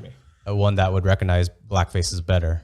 I'm just trying to play devil's advocate on the thought. So I guess you're saying the conspiracy theory is cops aren't out to catch black people. No, but the conspiracy theory that I'm saying is that there isn't a power infrastructure built in such a way. Excuse me. It's all right. No worries. But there isn't a power infrastructure built in such a way to where the Anthony police coughs when he starts bullshitting. Huh? I'm kidding. But there's no power infrastructure for the police infrastructure to have input on the facial recognition infrastructure to tell this facial recognition designers to say, focus on black people because we care about catching those. It's the software developer's fault. Those dorks didn't program it to read black faces as much as, I shouldn't say black face, but say darker faces as much as lighter faces. But say what if that facial recognition company, I mean HP, say HP has a team of developers, and then HP years ago they made a mistake. I'm just using an example. Just for HP, in case you catch wind of this, we're not talking about you specifically. You are used only as an example. This is just hypothetical. Exactly. And we don't mean to offend you. Please do not sue. Wait. Were Hewlett and Packard both white guys? What do you think? So say HP has their developers, and then if HP knows, so they package the software up and they go pitch to the police force. I don't know if there's a national police. They show up to the police to a police convention, and then they say, "Hey, our software could capture 15% more white people and 30% more black people correctly." Wouldn't that because if the black faces are less. Not Readable? Working as well now, so it's going to be a higher percentage for that software, the new release. Yeah. If they were to say the new release, No, they should say our facial recognition now works 100% on everybody. Well, but here's the thing. Here's the thing that thought implies that I don't think exists. That they're out to get us. No, Oh. Again. Oh, sorry. There are, from my perspective, we're talking about police and like police and race issues. There are not all bad police. Correct. There's just some police some police personnel who are bad. Yeah, if you get 1,000 people, some of them are going to be Exactly. Yeah. So the implication there is that, face captured 22 is going to roll into, PoliceCon 2023 and be like, oh, we captured more black people and facial recognition better. That implies. I feel like we're in dangerous territory here. Well, no, but the implication there is that the policing organizations that are being exposed to information will not then go like, but why just the black people you're capturing better? Yeah. Right. And the moment that gets out, I promise you, the media will have a field day. They will smell blood all in the water. Well, let's take, so Emmett rephrased my pitch to, it captures 100% of all people. Perps. Because short for perpetrators. Yes. Because right now it seems like I don't know the percentage. It sounds like 80% of the time it incorrectly identifies a black person as black. Or it doesn't correlate correctly, so then it can say, person A is the perpetrator, but it actually was person B because of the black face. They couldn't, the software was so bad. Antoine. So if they could now say 100%, so now that software should be able to sell to that conference at the police conference, I would think. And I'm certain from certain perspectives in certain places, there are people that are probably like pushing that button of like, how can we make it do this better just for sales perspective? But as a function of facial recognition having this deficit, it's happening across the board. It's just happening slower with some places than others. i.e., Google actively decided when they were coming out with the 6 line, with the Pixel 6, to actively work with the camera software to work better on darker complexions. Well, yeah, okay. So I think Google's like, we're going to do this, but not from so that our phone is more capable and useful across the board, no matter what you look like. Yeah, I think we wandered into dangerous territory because the three of us are not cops or facial recognition programmers. So I think we are totally conjecturing out of our asses. We're at the point of just conjecture, but I love conjecture. It's fun. I would guess that probably today anybody in that field or business is probably a lot more aware of these problems, and we're probably at a place where things are pretty good. I bet. Getting better. I can tell you from personal experience, getting better. There was a long time on Facebook. Like tomorrow, you wouldn't be surprised if tomorrow some facial recognition software came out and it still couldn't figure out black people. No. Okay. I would be surprised. I would think everybody would know, hey, we got to work on this. The reason why that wouldn't surprise me is that the nature, and this is, again, like looking at the larger picture, right? Yeah. Looking at this problem in the context in which it lives. Okay. The bigger picture there is, let's say that Google, Apple, Samsung, and HP all figure out their software problems on their own, come up with their own fixes to fix their problems, and they're all recognizing darker complexion faces better. Yeah, right? but Samsung's Korean. But it doesn't matter who it is. Sorry. It really doesn't matter who it is, though. But let's say that all of that is happening. All those people are all doing the thing better. Then you have this company. Then you have, like, let's say OnePlus. Huawei, OnePlus, whoever. Yeah. Right. That's still dealing with that deficit from, the already built-in bias to facial recognition as it exists today. Right. They can't just crib their ideas from these other people, because now they have to deal with IP issues. They have to deal with, like, if someone looks at the source code and China doesn't worry about intellectual property. They don't care about that. That works in China. It doesn't work over here. Okay. I promise you, the moment a Chinese company or whoever is found doing it here, all of a sudden they care a lot. Are Huawei phones basically not sold in the U.S. now? They are, but I know. I have a friend of mine who has one. I know Chinese? that they don't get as much updates, and they don't get access to as much of the same software. Okay. Like there's stuff that phone just doesn't get from Huawei. Yeah. But if you're in China, you're in mainland China, get it just fine, right? Yeah. But that speaks to the larger thing of the context of them which it lives, of this company over here, even if it's not someone from overseas. Let's say it's Bob's facial recognition shop, of Tulsa. Yeah. Right. If they want to fix that problem, they have to engineer their own fix. That means that they have to take that problem and move it up to the same level as all these other people in order for it to be addressed with the resources it needs to get addressed correctly, right? And then they have to build that fix in-house. And they have to do it in such a way that they avoid the pitfalls of getting copyright, of getting patent claims or IP claims from anybody else with what they've done. Okay.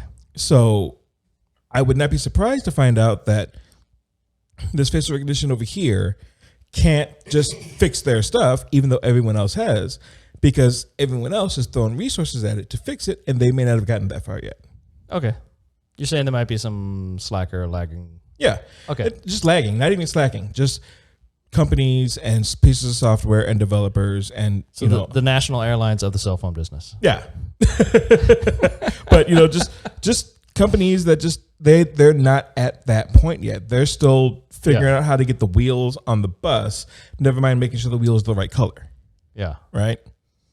You know what's weird? You mentioned color. I just see you as Anthony. Like we've known each other for all of an hour or something now. And like you're a friendly dude and I like being in the room with you and chatting with you. And I see you nothing as except Anthony, and we've addressed dark skin, which is obvious. Yeah. But aside from that, you're just a good dude. Like, so it's weird in our nation. We've kind of touched on all these different divisional. I was making a grand point here. God damn it! Oh, sorry. I was going to unify our nation. Touching monologue here. It's all broken. Fuck it. Oh, kill everybody. That could not have been more perfect. Thank you, sir. But no, I get what you're saying, though, and I appreciate that. I feel the same about everyone here. That otherwise I honestly wouldn't be here. But or I'd have flipped the table and left because that's always fun. Fuck this. Like if you can't be a good take, be the outtake. I like it. Were you doing that monologue because you're thinking that we humans in America specifically, is it a cultural thing? I mean, we talked about a lot of things just now that were basically kind of reflecting our nation's problems, right? We have racism, we have racism, we have division, we have cultural differences, we have all of these historical problems, we have international problems. So we kind of touched on all of that. I thought it was fascinating that we've been talking so much about dark skin. Yeah. But to me, it doesn't matter. It's just, it's my dude, Anthony. It's just a topic of conversation. Yeah. And I never once felt like, or would have thought that, anything you're saying is like, you black people in specific. Yeah. Well, but that's the other interesting thing is that you haven't identified in any way, which is fine. Because like I'm saying, I see you as an intelligent adult, obviously a Las Vegas dude, right? I relate to you. Yeah. And I understand you. But you haven't gone out of your way either to say, we African Americans, or I don't even know. You could have Indian heritage. You could be from Trinidad and Tobago. You could have 1,000 different, heritages. So I think I was interested in this dynamic, in its lack of those subtexts. And part of that is something that I now subconsciously, but have always consciously done, in that I've always been very aware that I am African American, and you can look at me and say, oh, your lineage comes from Africa. Yeah. But I do not have those cultural touchstones because those were taken from me generations ago. Like you don't feel a connection to Africa, the continent? No. Or a country in Africa that, 23andMe says I come from. Right. But the fact is that whatever cultural identifiers exist within that country, they didn't make it through what happened to get to a point to where I'm here in America. Yeah. Right. And it's an awful, tragic, horrible, trauma-filled story we don't need to get into. Like, you want to know about it? Read a goddamn book. Slavery? Are we talking about slavery? Yeah. Oh, okay. You want to know about it? Read a fucking book. Don't talk to me. I got better shit to do. Okay. But can you explain Django Unchained? Sorry, am I doing the thing that you're not trying to do? No, it's just one day Quentin Tarantino will wake up and realize that he does not, in fact, have just a regular plastic card pass to the cookout. Like, I appreciate that you have some black actors that have worked with you and said they love working with you. Yeah. That does not mean you get to just throw around stuff because you think you're cool. And what if he shows up to the cookout with Sam Jackson? Sam can stay. Tarantino gets a plate. But I mean, the fact is that like I'm not that mad at him, right? Yes. I'll still watch his movies. It's just like, oh god, he's just cringy, man. He's just cringy when it comes to that shit. It's like, all right, dude. Like I actually had to stop and rewatch the dead N-word parking scene from Pulp Fiction again. Like after I saw it the first time. Oh, Have you ever seen Pulp Fiction? I have. I didn't know what scene you said. Do you remember the scene where Quentin Tarantino decides to take a good 5-minute sidebar? You're making this very personal. But I mean, it's because it caught me off guard because I did not see it coming. Okay. Right? When he uses the N-word? Yeah. And I honestly thought oh, well, this will be, he seems to be aware that maybe there's some things you just don't need to do. And then he spent 5 minutes doing it. And I'm like, wait, what did he do? What's the scene? Oh, it's the one where he's like, oh, this isn't dead nigger parking. Okay. Do you see a sign out front that says dead nigger parking? It's Oh. dumb. It is dumb. It doesn't move the plot along. It has no purpose to be there except for him to just get away with saying the N-word on film. I mean, if it's shocking and abnormal, then it's kind of entertaining, right? Like if you just didn't do any stuff, if you didn't do anything abnormal, then it would be a boring movie, right? But if you've seen Pulp Fiction, you're aware that this movie is already pretty abnormal. Yeah. Right? Yeah. It didn't serve anything. It didn't serve the film. It didn't serve the plot. It didn't serve the story. Sounds like a bunch of armchair quarterbacks right now. It was just there. Okay. Well, right. It's like the scenes that he's written for himself where he gets to suck on toes because he loves feet, Right. Like he writes scenes of things he wants to do and he just does them. I don't blame him for that. And it's his films. He's going to do it. And who's going to tell him no? Right. Yeah, exactly. Yeah. And maybe I'll throw in there, maybe if they did a short, if there was defend him, I'm going to defend Anthony. Yeah. I thought you were going to defend Tarantino. Oh no. What if I'm just throwing this out there? What if there's a build-up scene where it show what's Quentin's character name? Whatever character that Toe sucker. So Toe Sucker, if they had for whatever reason, if they had a scene where he was raised in the ghetto with the black people and they were surrounded by that. Not that all ghettos are black people. Sorry, black people. But because then that would justify his. That would still take here's Was the it thing. black toes? I hear what you're saying. He was raised up in an environment. They showed he's raised up in the environment, so it's clear why he would be using this word colloquially. Yes, right. But the other thing there is that in that movie, literally no one has that level of background. In that whole movie, every character is a mile wide and an inch deep. Right. They cover lots of ground with all these characters, and you get to just know the top surface, and that's it. Yep. The closest to anybody with a background you get is the Ving Rhames character and the wolf. Right? You get some backstory on those two about why they are who they are and why they matter. Was he the one that hid the watch in his butt? No. Okay. No. Different movie. No, same movie, different character. Okay. The movie it's an early classic Tarantino film of he's gonna write an hour and a half to 2 hour movie and have 30 main characters. Okay. The movie isn't about anybody; it's about everybody. Yeah. But that's fun and has its place, but it was just not necessary. Yeah, no, I agree. It was gratuitous in all of the wrong ways, in my opinion. But bringing that back to what we were talking about before. At the end of the day, I have made the conscious effort to remember and keep to the forefront of mind that before I am anything else, I'm an American. Sure. Someone else from somewhere in this country that has other ideals might look at me and go, "You're not a real American. You don't belong here. Go back to Africa." And I look to them and go, "I was born in Queens and moved to Vegas. I've never been to Africa. Send me there. I'll come back. Then I can say I can go back." How about that? Right. But did you live near the McDowells?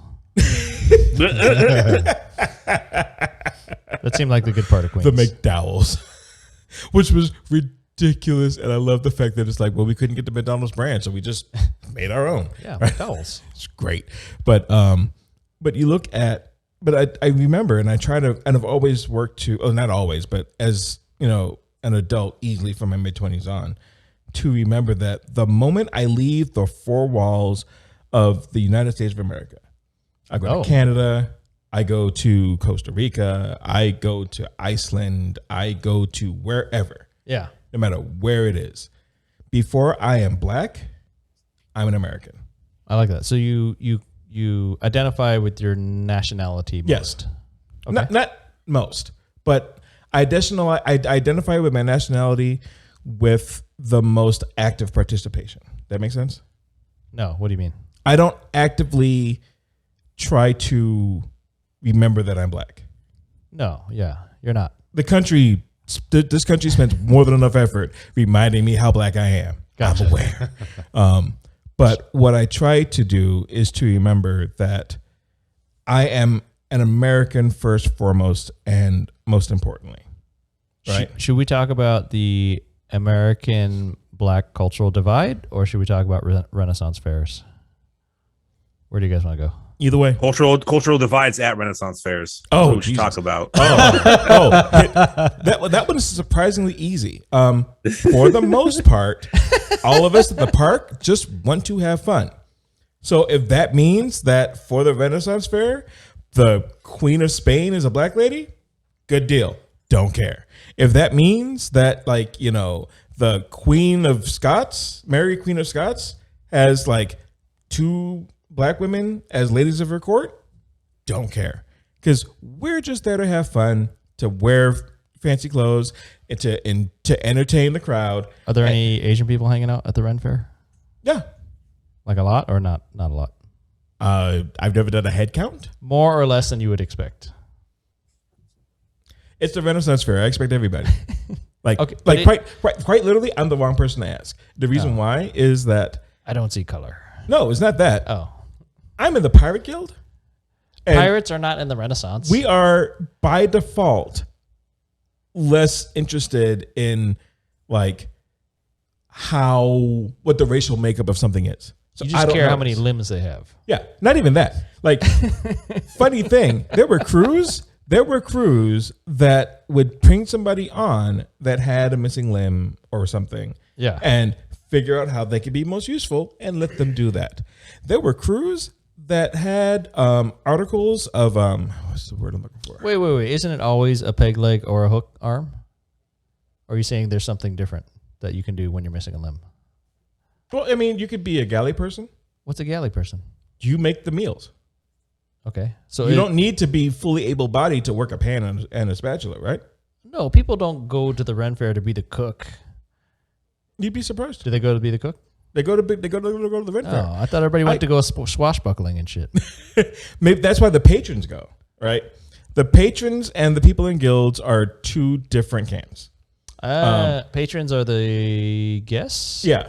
The people that pay at the door like suckers. Exactly. Okay. Not like suckers. No, please come to the Ren Fair. We need you guys for us to have fun too.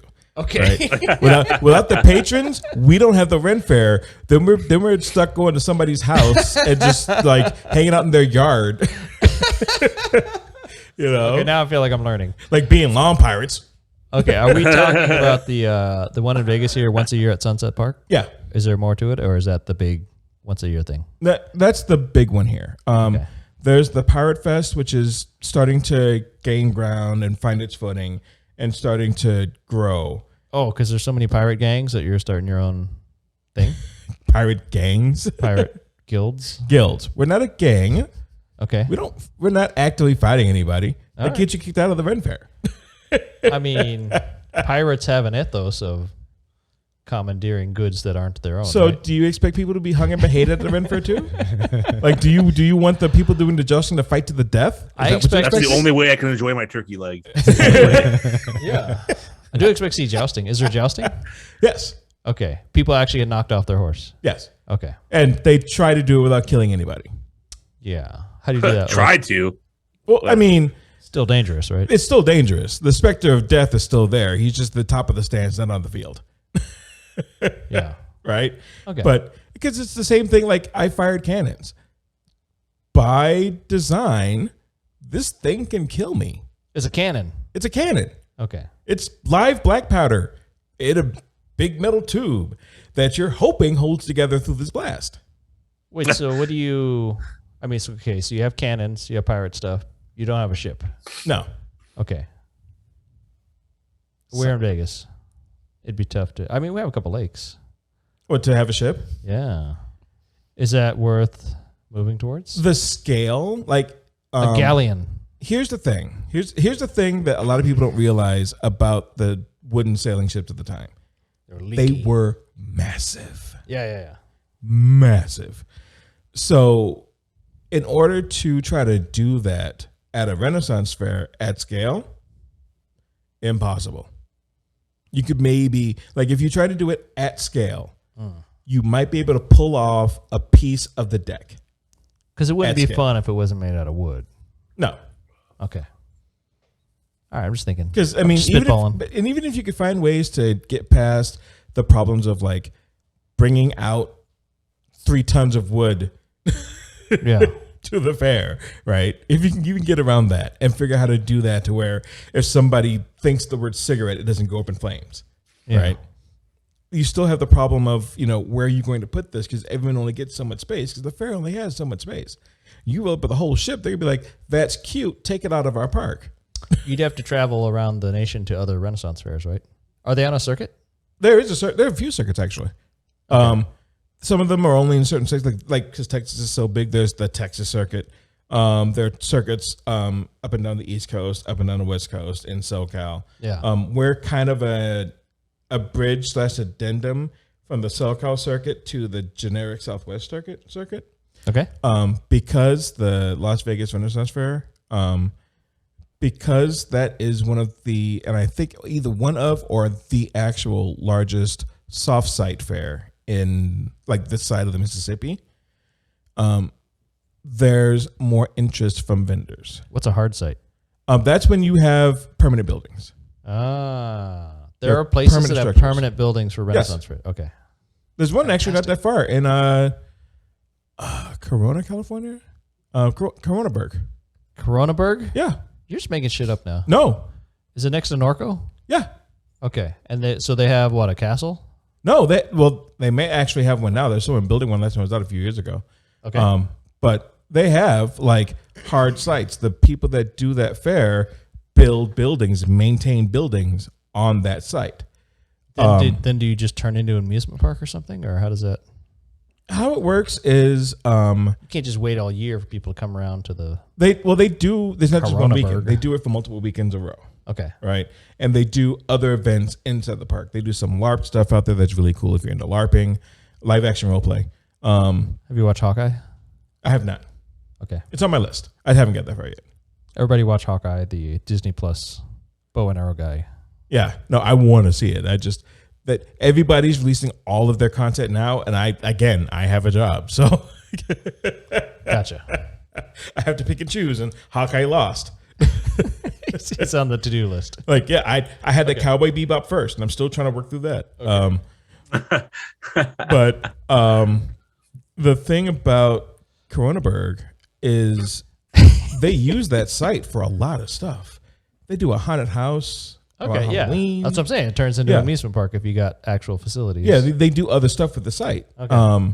And it's a really cool site. Like if you ever get a chance to go to a fair outside of Vegas, I say that Coronaburg is the most easily accessible. It's not that big, so you can feasibly do it in a day trip. But if you wanted to go out and spend a whole day there, like drive out the night before and then stay at a hotel, go spend a whole day, stay at a hotel, go home, you can still do that. And it's plenty to do. It's not super tiny, but it's not so big that you can just get lost in what's happening, right? Is there a Facebook page of Coronaburg? Probably. Okay. It's with a K. It's like KRONEBURG. Okay. I believe. I like this. I had no idea this is where this conversation was going. Yeah. We've discovered a whole new world. It's a whole society. Like the guild I'm in is the Wandering Rogues. We are because you don't have a ship. No, but no, like none of the rogue groups have a ship. Like we had one for a little while, then it fell apart, and we didn't get somebody to build it back together yet. Right? It's difficult. Yeah, I know. It's a lot to maintain. Yes, but If I win the lottery, I'm going to build a ship that we can disassemble and move around to. That is every pirate guild's dream. Yes, I want to be a hero to the pirate guild. Like quite literally, I've had dreams of like I won megabucks and like the first thing I did was bought a house with a bunch of land on it. The second thing I did was build the boat and parked it on my land. But the thing about the Wandering Rogues for my specific guild. We're part of a larger set of pirate guilds, both here in Vegas. In the guild, the Pirates of Corona are actually one of our associated guilds. It's a pirate pyramid scheme? No. Okay. No, there's nobody at the top. There is no leadership. It's like all things pirate. It's a loose association, right? Okay. But the fact is that if there was a leader, there would have to be a mutiny, so you can't actually have a leader. Exactly. Okay. And to be fair, we all do our own thing, and we do it well. Every one of the guilds, the Rogues of the Golden Coast, the Pirates, Wandering Rogues, Rogues Cove, shout out of Vegas, Rogues Cove of Colorado, right? They all do their thing very well, but we all do our thing. Yeah. So at a certain point, we got to be able to say, go do your thing. I'm going to go do mine. And we're going to be cool, right? Because nobody wants someone to come into your camp and tell you how to run it, right? You don't actually want to stab anybody. No. Okay. No. That's way too much paperwork. I have a realtor aside here in Las Vegas, right south of the 95 as it's going laterally across Vegas, kind of near the Springs Preserve. There's a little neighborhood called Pirates Cove. Really? Yeah, it's a bunch of condos, and there's nothing piratey about it. It's a funny. I would doubt there would be. Yeah, no, it's just condos. I haven't moved there yet. Yeah, I mean they don't even fly a flag or anything. It's like give me 5 minutes. Let me get a condo there and give me 5 minutes till we get piratey. Yeah, I mean it just sucks because like your place is called Pirates Cove. You should do something, right? Yeah, but I mean hide treasure all the time and shit. Something like. I don't care what, like fake pieces of 8 on the sign, something. Yeah, something. But the thing about the way our like the rogue guilds that I'm a part of, the way they work is if I go to the fairs up in Northern California that the RGC do, right? And they know about me, I know about them, we've been introduced. I go up there, I have a fair family that I can hang out with. People that I know that will like, okay, here's as long as your credentials have been set to hit. Like here are the spoken rules of the fair. Here are the not spoken rules of the fair. Here are the places you can hang out, and here are the places you don't want to be seen. Oh, right. Okay. Should we ask? It varies from site to site, but it's not a big deal. It's not like if you're like a large part of the unspoken rules are just weird etiquette things that just grown up organically that nobody bothered to write down. Of like, if the queen comes to your camp, in some places, everybody has to kowtow to the queen or whatever, do the thing with the queen. And other fairs, the queen is just coming to hang out. Pirates have to bow to the queen? Depending on the fair, and depending on the guild, depending on the queen. Okay. But but in some fairs, that may not be the case. The queen is just out walking around being a person. They're not the queen unless they're in camp or talking to a patron, getting a picture. Right. Right. So every fair has its own culture. You must have an incredible costume, right? It's getting there. Okay. It's getting there. You're adding to it year by year. It's a process. Okay. Like I just got a coat made. Like a waistcoat? No, like a full captain's coat. Like an oiled leather trench coat looking thing? No, it's brocade. What's brocade? Oh, like a velvety looking? Like filigree looking kind of thing. Okay. I can pull up a picture if you want. No, I'm just curious. Oh. Well, for our listeners. Yeah. But it's like it's black and gold, and it's got like the kind of like filigree kind of look, but it's really big and chunky. The filigree on it. Does awesomer costume get you more status in the pirate circles? To a degree. Okay. Because it's got to be worth the effort, right? But you also have to have earned it to a degree. By showing up. You can't be like day one, fair one. Yeah. Show up at the $2,000 costume, but just be like, "What's up, everybody? That's cool. Take that off. You have a shirt and pants." Yeah. Right? Yeah. Like if you want to look like, I'm important, that you had better be important. If you're not important, you're an imposter. Don't go looking like you're important. Okay. Right? Does the turkey actually taste good? No. The turkey leg?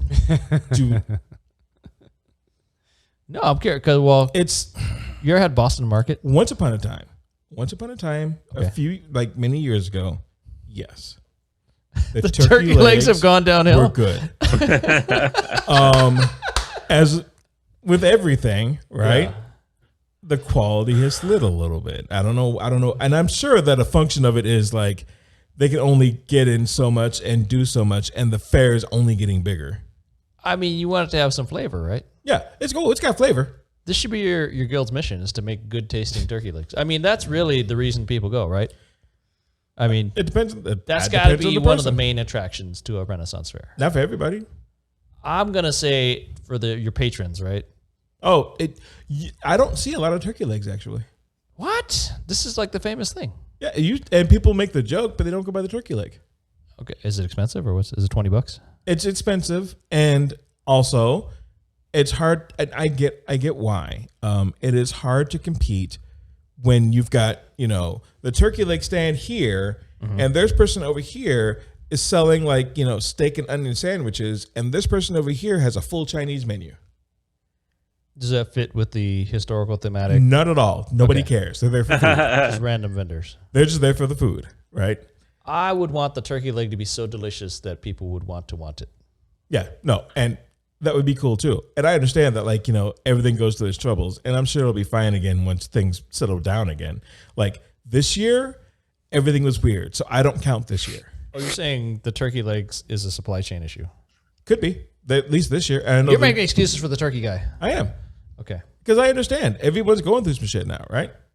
Yeah. Everybody's going through some shit. Can't you just dip it in Nevada hot butter or something? Won't that be delicious? Well, the thing about it, here's what happened. They used to be smoked. Somebody was actually pre-smoking all of these turkey legs, and they would heat them up on site and give them out. But then the amount of patrons went up, so they had to find a new way to do it. Yeah, deep fry. And I'm pretty sure they're just buying smoked turkey legs now and then cooking and then finishing cooking them and giving them to you because that's more efficient. They've got to get more legs out.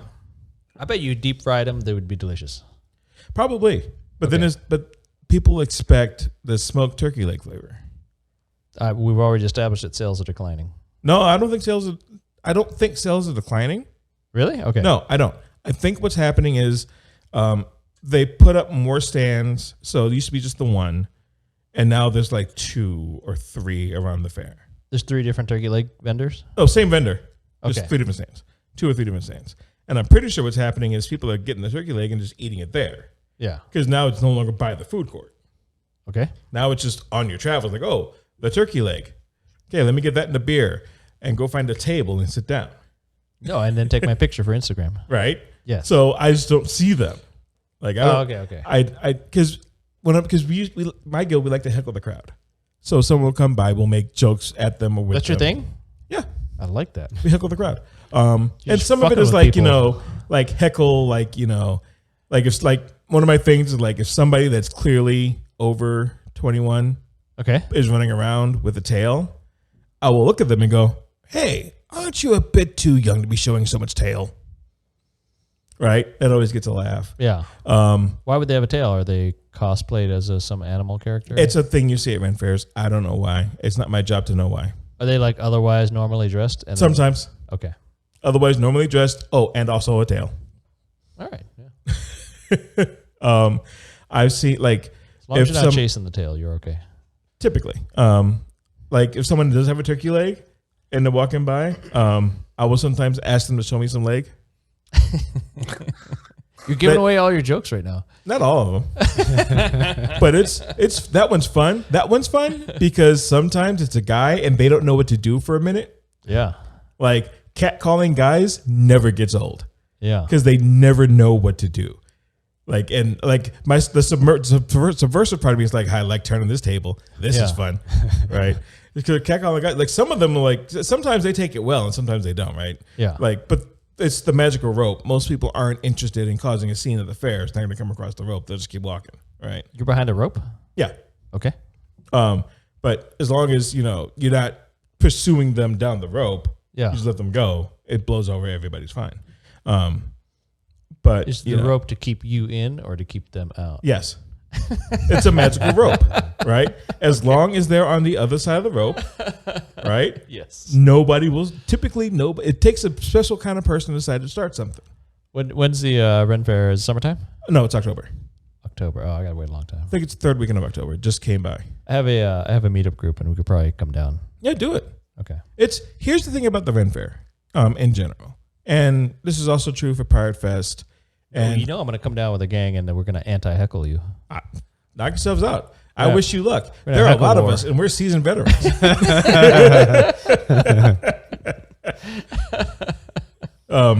But this is true for the Ren Fair, the Pirate Fest, the Highland Games, all the things that exist either in or around that fair culture category. Wait, what else did you mention? The Ren Fair, the Highland Games? Pirate Fest, Highland Games. Okay. There's probably a couple of them I'm not thinking of at this moment, but when's Pirate Fest? Is that a different time or? I don't have the date committed to memory, and I should because we're doing it, but I don't have it in my head. It was like sooner than October or around October? Yeah, sooner than October. It's in the first half of the year, at least. Got it. But the thing about all of those different events is when you do them as a piece of the guilds or part of the entertainment or whatever that looks like, when you're ostensibly for free or not, when you're working the fair, it's a different life than when you're just there to visit. But without the people they're visiting, you don't get to do it either. Okay, what are you saying though? Without you showing up with your friends, I don't have anywhere to go. Okay, like there's no show if there's no audience. Exactly. Okay. Right. So, if you at all interested, this podcast would suck if nobody was watching it. Exactly. So if you're at all interested in going, just go. Don't worry about it. Don't think about it. Don't overthink it. Just get your friends together, pick a day, go. No, check it out. I'm planning our anti-pirate raid. That'll be fun. I'm not thinking about it. Yeah. I wish you luck. There are a few of us. And again, seasoned veterans. But and I always explain, because a lot of people don't think about that, right? What? That without the audience, there is no show. Oh yeah, no. People are thinking about the admission price. That's what they're thinking about. And I understand that it can get kind of pricey for like a family of four to go. I understand. Like if you're pitching your pennies, keep pinching. You don't need to ruin your monthly budget to come to the Ren Fair. Oh, you need to make a family pack. I mean, not everyone can afford that. Oh. People come in all kinds of pricing structures, Yes. Yeah, but peasants. if you can make it, just go check it out. Peasants and field workers, as we called them in the Renaissance days. Commoners. No. There were commoners and then there were peasants, and they were not the same thing. If you read your history books, totally not the same thing. What's the difference between a peasant and a commoner in the feudal context? At the end of the day, land ownership and titles. Okay, peasants had no land. If they had no land, or if they had land, it was a long way away. Okay. A commoner was someone who lived within the confines of, the village. The village, typically the castle. Near the castle? Or you gotta be in the wall? Usually in the wall, sometimes on the wall, but someone who had a lifestyle and a job that was more than, dig ditches, clean shit, plant food, go away. Right. Yeah. Wallowing. It's really no different than it is today. It's just different words. That's the thing that always kills me. Are you calling me a peasant? Sure. I don't know. Does that make you feel better? No. No, I didn't call you a I want peasant. to be a duke. Sure. Okay. Okay. We'll go with Duke. Is Duke not good? Whatever helps you sleep at night. I'm trying to understand the feudal world here. Oh, I barely understand the feudal world. That's why I'm a pirate. Too much work. Do you love Monty Python's Holy Grail? Yes, but not because I do Ren Fair. My love for that came from band in high school. What? What does that have to do with band? I don't know. It's a tradition thing in bands. I couldn't tell you, but everybody I know that was in band in high school, especially around the time that I graduated in 95, they all super love Monty Python. They all watched it. Did you go to a band camp? Yep. Okay. Did anything awesome happen at band camp? We were all underage. I can't talk about it. Wait, I don't think there's anything illegal about.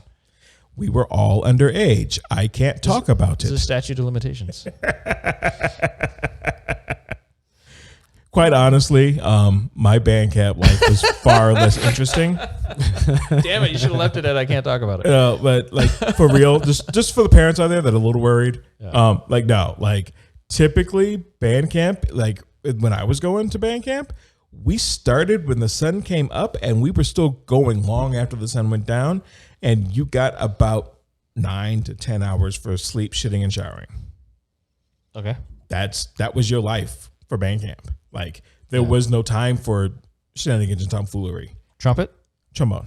Okay. Close. Brass. The slide bone. Yep. Wait, that's not a word, right? No. What's the I know what you meant. what's the slang word for trombone? There isn't one? They don't call it something? There's trombones, trumpets, tuba.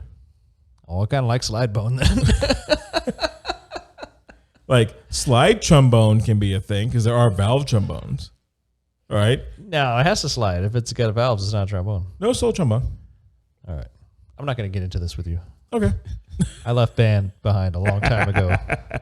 For me, band. I left band to die in my past in 8th grade. And the reason why I think the reason why I didn't was band was formative to my growing up. Yeah. Band was how I got socialized all the way through college. It was your ticket into friends and talking to people and and learning how to human.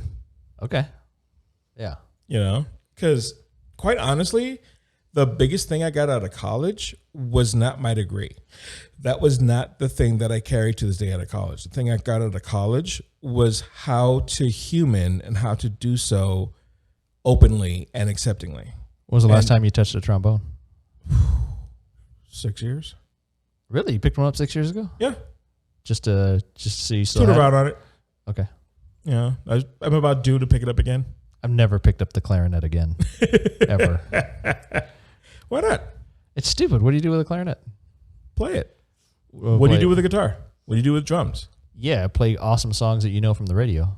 You can do that on the clarinet. No, there are no awesome songs on the radio with a clarinet in them. Well, you can play them on the clarinet. Doesn't sound as good. It sounds like somebody's playing a song with a stupid clarinet. But the same can be true if you love the clarinet. If someone loves the clarinet, then they love the clarinet and they hear it on something else like, oh, it's just a stupid instrument playing this song that I love. No, the it's not true. It was only true with an awesome electric guitar. I think you're putting him to sleep. We're losing Joe. I'm here. Yeah, Joe is getting lost on the gram of the TikToks. Joe, did you play a band instrument? I did. Was it the I slide played bone? trombone for a little while. Is there a nickname for the trombone? No. Not that I was aware of. All right. But I was really young though. This was like whenever I was in like 3rd grade. So you can give a 3rd grader a trombone? They had me play the recorder in the 4th grade. That's a fake hot cross buns. Hot cross buns. Yep. I had a buddy, because I talk shit about the clarinet a lot, but I had a buddy, he texted me yesterday. He goes, hey, I heard clarinet lessons are tax deductible for my kids, so it's not entirely useless. Thanks, Brian. The thing about band that I got was a community. Yeah. And some of that community I'm still in touch with today. Yeah. Right. That's the thing that, like, whenever I hear about schools cutting extracurriculars to throw in more math and English and science, right? The thing that worries me the most is kids losing the ability to have a community. Yeah. Because not every kid's going to want to play football or basketball or be a cheerleader. No, but you could be in math club. If you're good at math, if you like math. But if you're not good at math or like writing or like science, then your club is just go home. Yeah, that's right? me, yeah. Like And the thing about that sense of community for me that I realized in adulthood was super valuable was getting socialized in a way that lacked as much judgment. It was a space where I could make mistakes with my peers, and instead of having to pay the maximum penalty for it, just have it be a mistake and have a conversation about it and move on. Are you talking in psychological terms, or are you saying you weren't first chair trombone? No, I was. The thing I'm talking about is the ability to have that conversation, to have that space to make mistakes socially. Yeah. To say the wrong thing, to do the wrong thing, to make a really bad joke that you thought was funny, and not have it be something that defines you to the school at large. Oh, I'm still doing that with my whole adult life. One thing I learned was don't lick your pinky and stick it in somebody's ear. That's universally bad. No. Nobody ever enjoys that. Was that wet willy? That's what it's called. Yeah. Yes. No. Wet willy bad. Bad. Muy malo. Es no bueno. Did you like Corsican Brothers? That's my other favorite Renaissance-y movie. I think I've seen it. Corsican Brothers, Cheech and Chong. Oh, yeah. No, that one I did see. It was fun. Yeah. It's fun. It's probably Cheech and Chong's finest work, and it wasn't very marijuana-based. Yeah, that was good. The thing about the Renaissance movies, like First Night, even if you start getting into more high drama stuff like Knights of the Round Table and stuff like that. Knights of the Round Table. Yeah, like, or The Pirates of Penzance. I don't know that one. It's a musical. It's fun. The thing about those movies is it gets you a flavor of the costuming and like how people act to a degree. But at the fair, you're going to find everything. You're going to find people that are super into it. They're up to their hairline. No, you're going to find too many Jack Sparrows is what you're going to find. Not always. Is there not at least a dozen at every Ren Fair? Last fair, I counted 3. The one before that, I counted maybe a half dozen. Like, because here's the thing. Okay. The first time the movies came out, yes, everybody wanted to be the popular thing. Well, plus you buy the $2,000 costume for Halloween. Right. Then the Ren Fair comes around, you're like, hey. Yeah. Like, I get it. I'm not mad. I am actively not mad at people who decide to play Jack Sparrow. Like, whatever. If that's what you want to do at the fair, knock yourself out. Yes. Like, my favorite story about people in guilds being willing to just work around and figure out ways to work with patrons and the things they decide to do, right? Okay. One of the popular things, well, it used to be popular, not so much anymore, but one of the things people would do is to show up at the Ren Fair dressed as people from Star Trek. Right? Yes. Because, haha, funny, we're from the future or from like space visiting this foreign land and isn't this neat, right? I mean, there was a point in the Star Trek series where they ran out of plot ideas and they started going historical. No doubt. But the thing that... that's what I really hate about Stargate. Stargate? Yeah. I love Stargate. Yeah, they just go back to Egypt. But here's what I loved about Stargate. Stargate had no pretense. No, look, you're in the future. You got awesome technology. I want to see you go somewhere Stargate amazing. was not in the future. Stargate? No, they had a gate that could go to the portal. Yeah, but Stargate was not in the future. Yeah, whatever. I don't want to go back to Egypt. It's not Egypt Gate. Not Egypt Gate. Yeah. Sorry, fuck Stargate. Maybe we can't be friends no more. We might have found our line, sir. Have a divide. But the thing, but people would show up to Ren Fairs, I'm Starfleet. Yes. Somebody that I know someone who went and got a badge, a Starfleet badge, to put inside their garb. So when they saw someone dressed as Star Trek people, they would run up with the Starfleet badge and start harassing them about the Prime Directive. Ah, yeah, nice. So it's just, it's a way to I see what you're doing. Yeah, you play with it. So I'm going to play with you where you are. Yeah. Because, at the end of the day, that's all we're doing. We're all just, having fun together. And I try to figure out what level you're at, and I play with you at your level. If I see a harassed parrot that can't take another minute, I'll try to make them laugh, but I won't make it mean. Right. I'm not trying to be mean at them, right? If I see someone who's acting like a jackass and maybe needs to come down a peg, I might take them down a peg. Yeah. That'll be me. And a lot of it is just but it takes time and experience to be able to read the tea leaves of like, if I say this right now, I can get away with it. If I say this right, no, that's a parent that's 2 seconds away from snatching someone to the car and going home. I'm just going to let that go by. I know that look. Yeah. Where are we at on the podcast, guys? Should we talk about Omicron or are we good? Are we in a happy place? Yeah. Meaning what? Like, keep talking and stop talking? I don't know what's going on here. Oh, no, it's just... I feel like it's just me. Nobody knows. Oh. It's just me and Anthony chatting. Pretty much. So from the rest, any other questions? Things you want to talk about? We haven't talked about the nonprofit. Leather Uniform Society? Leather Uniform Club of Las Vegas. Leather Uniform Club. Do you know who Rob Halford is?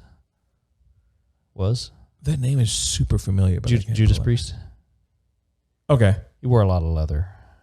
Different thing. Like a lot. Different thing. Okay. See, I'm learning. Okay, not Judas Priest leather. Talking about Is Chick-fil-A a sponsor? Oh, God, no. Chick-fil-A would be the anti-sponsor. Well, they use the cow as the more chicken. Oh, no. See, the thing I thought about... you're going the religious angle. Oh, no. The thing about leather, as I mean it, is a society of people who ostensibly, to a certain degree, practice kink, but are more interested in... overall, it runs a gamut, right? You slid the word kink in there. I just say the word kink. Okay, so we're talking about kinky, sexy leather. Oh, I thought it was just leather as leather. No. Like the artistry of that's what I thought. suede and chaps. Leather as lifestyle. Okay.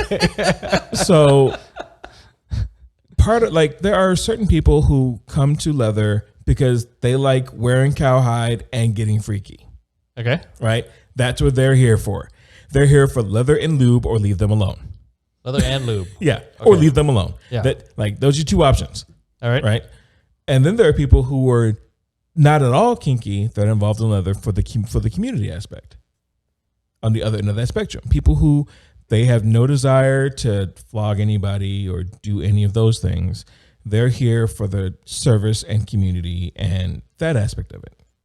Because that's their band, social group. Yeah. Okay. It runs that spectrum, right? They're in that leather group, but they don't want to do anything with leather? No. So they just want the kink? No, they want the leather. They don't want the sex. Yeah. Oh, okay. The other okay. Yeah. Okay. You know, when you meet a woman who has giant tits and they're hanging out of her shirt and she wants all this attention, but she doesn't actually want to have sex with anybody ever. She just wants the attention. No, not quite that. No? No. Okay. Sorry, bad analogy. Just imagine giant tits. I'm not easily dissuaded, sir. The thing that got me involved in this was I was already interested in the kinky part, right? I have no problems with the kinky part. That's all fun and games, right? But then I discovered that there's this subset of the overarching umbrella of what is kink/BDSM, right? Yeah. There's a subset over here that is interested in service and in helping the community and in doing more for those around you than just being sexual gratification monkeys. Isn't that a weird way of being submissive? No. Oh, okay. Sounds like just a community builder. Yeah, community builder, maintainer, supporter. A worker ant? To a degree. Worker bee? To a degree. To a degree, part of leather is loyalty. Let's start over. The Leather Uniform Society. Leather Uniform Club of Las Vegas. Okay, so it's a club. Is there a meeting place once a month or something? Or we meet online once a month right now. Okay, well, yeah, because of COVID. Yeah. Okay, so if it wasn't COVID times, we would rent space somewhere to have a monthly meeting. Okay. We have a once a month. Would it be a costume party where you show up in your leather? No. I mean, you can if you want. There's no dress code. I mean, you can't just be wearing leather to work and stuff. So that'd be the one time a month when you'd wear. Well, no, because we have other events a month. I was getting there. Oh, okay. Sorry. You cut me off there. You wouldn't let me finish. I want to know what the leather. Oh, Lordy. Sorry, malfunction. I was gonna make a joke, but then I realized I can't make the joke. Never mind. And I'm old, so it's not a joke to be funny anyway. It'd be funny to me and it confuse everyone else. I understand. Oh, you're good. Let's rewind and tell the audience what the Leather Society is. What we Leather also Uniform have, Society. Yellow Leather Uniform Club of Las Vegas. There you go. Okay. LUCLV. Yeah. One of the things we do is called Leather Church. It's an annual fundraising event. It is kinky. That we hold. Yeah. Okay. Like, it's an annual fundraising event we hold at Charlie's of Las Vegas on the second Sunday of every month. Charlie's is a local casino. No, bar. Charlie's Bar. Yeah, Charlie's Bar, Las Vegas. It's a local gay bar. Oh, is it gay? Yeah. Is Fun Hog Ranch still gay? Yeah. Okay. Like the boys of the Boys of Las Vegas, which is another leather organization in Vegas, they hold their monthly event at Fun Hog Ranch. Yes, Fun Hog Ranch. I believe the Sin City Sisters of Perpetual Indulgence also hold a event there, I think. Okay, so I've been in Vegas like 12 years or something. Right. And there was a time in the past when Fun Hog Ranch wasn't necessarily a gay bar. Mm-hmm. And me and my roommate buddy, we had gone in there one time. We'd stumbled in there, and I think Pink Floyd was on the jukebox, and we had a good time. We had a couple drinks, and it was a good time, right? And then a couple weeks later is Halloween. So the gal I was dating at the time, and my buddy, who was my roommate, and he was a fit dude, and he had a Superman costume, which was spandex, right? Yeah. And so we went out somewhere on the strip for Halloween, like when, fancy nightclub or something, and did the costume party thing. And afterwards, we left the club and we're like, what do you want to do? You want to head home? And Taco Bell. I'm like, let's go back to that dive bar, Fun Hog. We had a good time there. Let's go wander in there. And we walked in. Oh, how the times have changed. Yeah, at that moment, it had gone gay bar. And the place just loaded with the drag queens and just packed wall to wall. And we're like, hey, this place is hopping, right? And so we go in there and I'm like, hey, just hanging out. Yeah, I'm like, cool, whatever. Like, it's still fun. I'm not going to run out of here like a freaked out, it's oversensitive. Yeah. So it's cool. We'll just hang out. And our poor buddy Martin comes up to you about 10 minutes later. So we got to get out of here, man. We got to get out of here. Like, what's wrong, Martin? Just relax. They're pinching my butt. They keep touching my butt. Yeah. I'm like, okay, we'll get out of here. Yeah, that is a thing that is not always handled as well as it could be in the gay community. I mean, he was wearing a Superman outfit. But still. Like, and the funny thing was my girlfriend was hot. Like, she was in a Rainbow Bright, too short, rainbow skirt kind of deal. Hey, nobody give a damn about you, right? Way too normal. Like, I'm sure some people are like, oh, you're cute, honey, and keep walking, right? Because, and here's the thing, personally, that I've gotten out of working with the Leather Uniform Club of Las Vegas is I have never spent so much effort and energy helping out people who I don't identify with. Because we primarily focus our fundraising and support working with people who are affected by HIV. Are you saying you don't actually give a shit about leather? No, I do. Oh, okay. You like leather. I do like leather. Okay. But like I've never spent that much. I've never spent this much energy doing that until the last like 6-7 years I've been a part of it. And like helping out people who I identify with, I've always done. Right. You want to help your people. Yeah. I've always like throw money at NAACP, throw time over here, whatever. But it's usually in communities that I'm ostensibly a part of. Cis admins clubs. They don't exist. No. He said they're dying earlier. That's a dying breed. I've killed them all. But the thing that I've gotten out of it is realizing just how much like you learn from helping people who aren't you. Yeah. Because I'm not gay. I'm a straight dude. Yeah. Right? I'm not even a little bi. Like, you could be gay if you want. I could be if I wanted to. I don't want to be. And it's not that I haven't tried, and not that others haven't tried to convince me otherwise.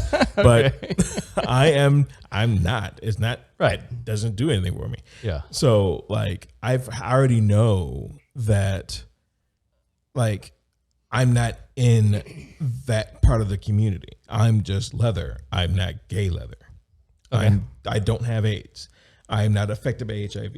I am not unable to support myself because of HIV.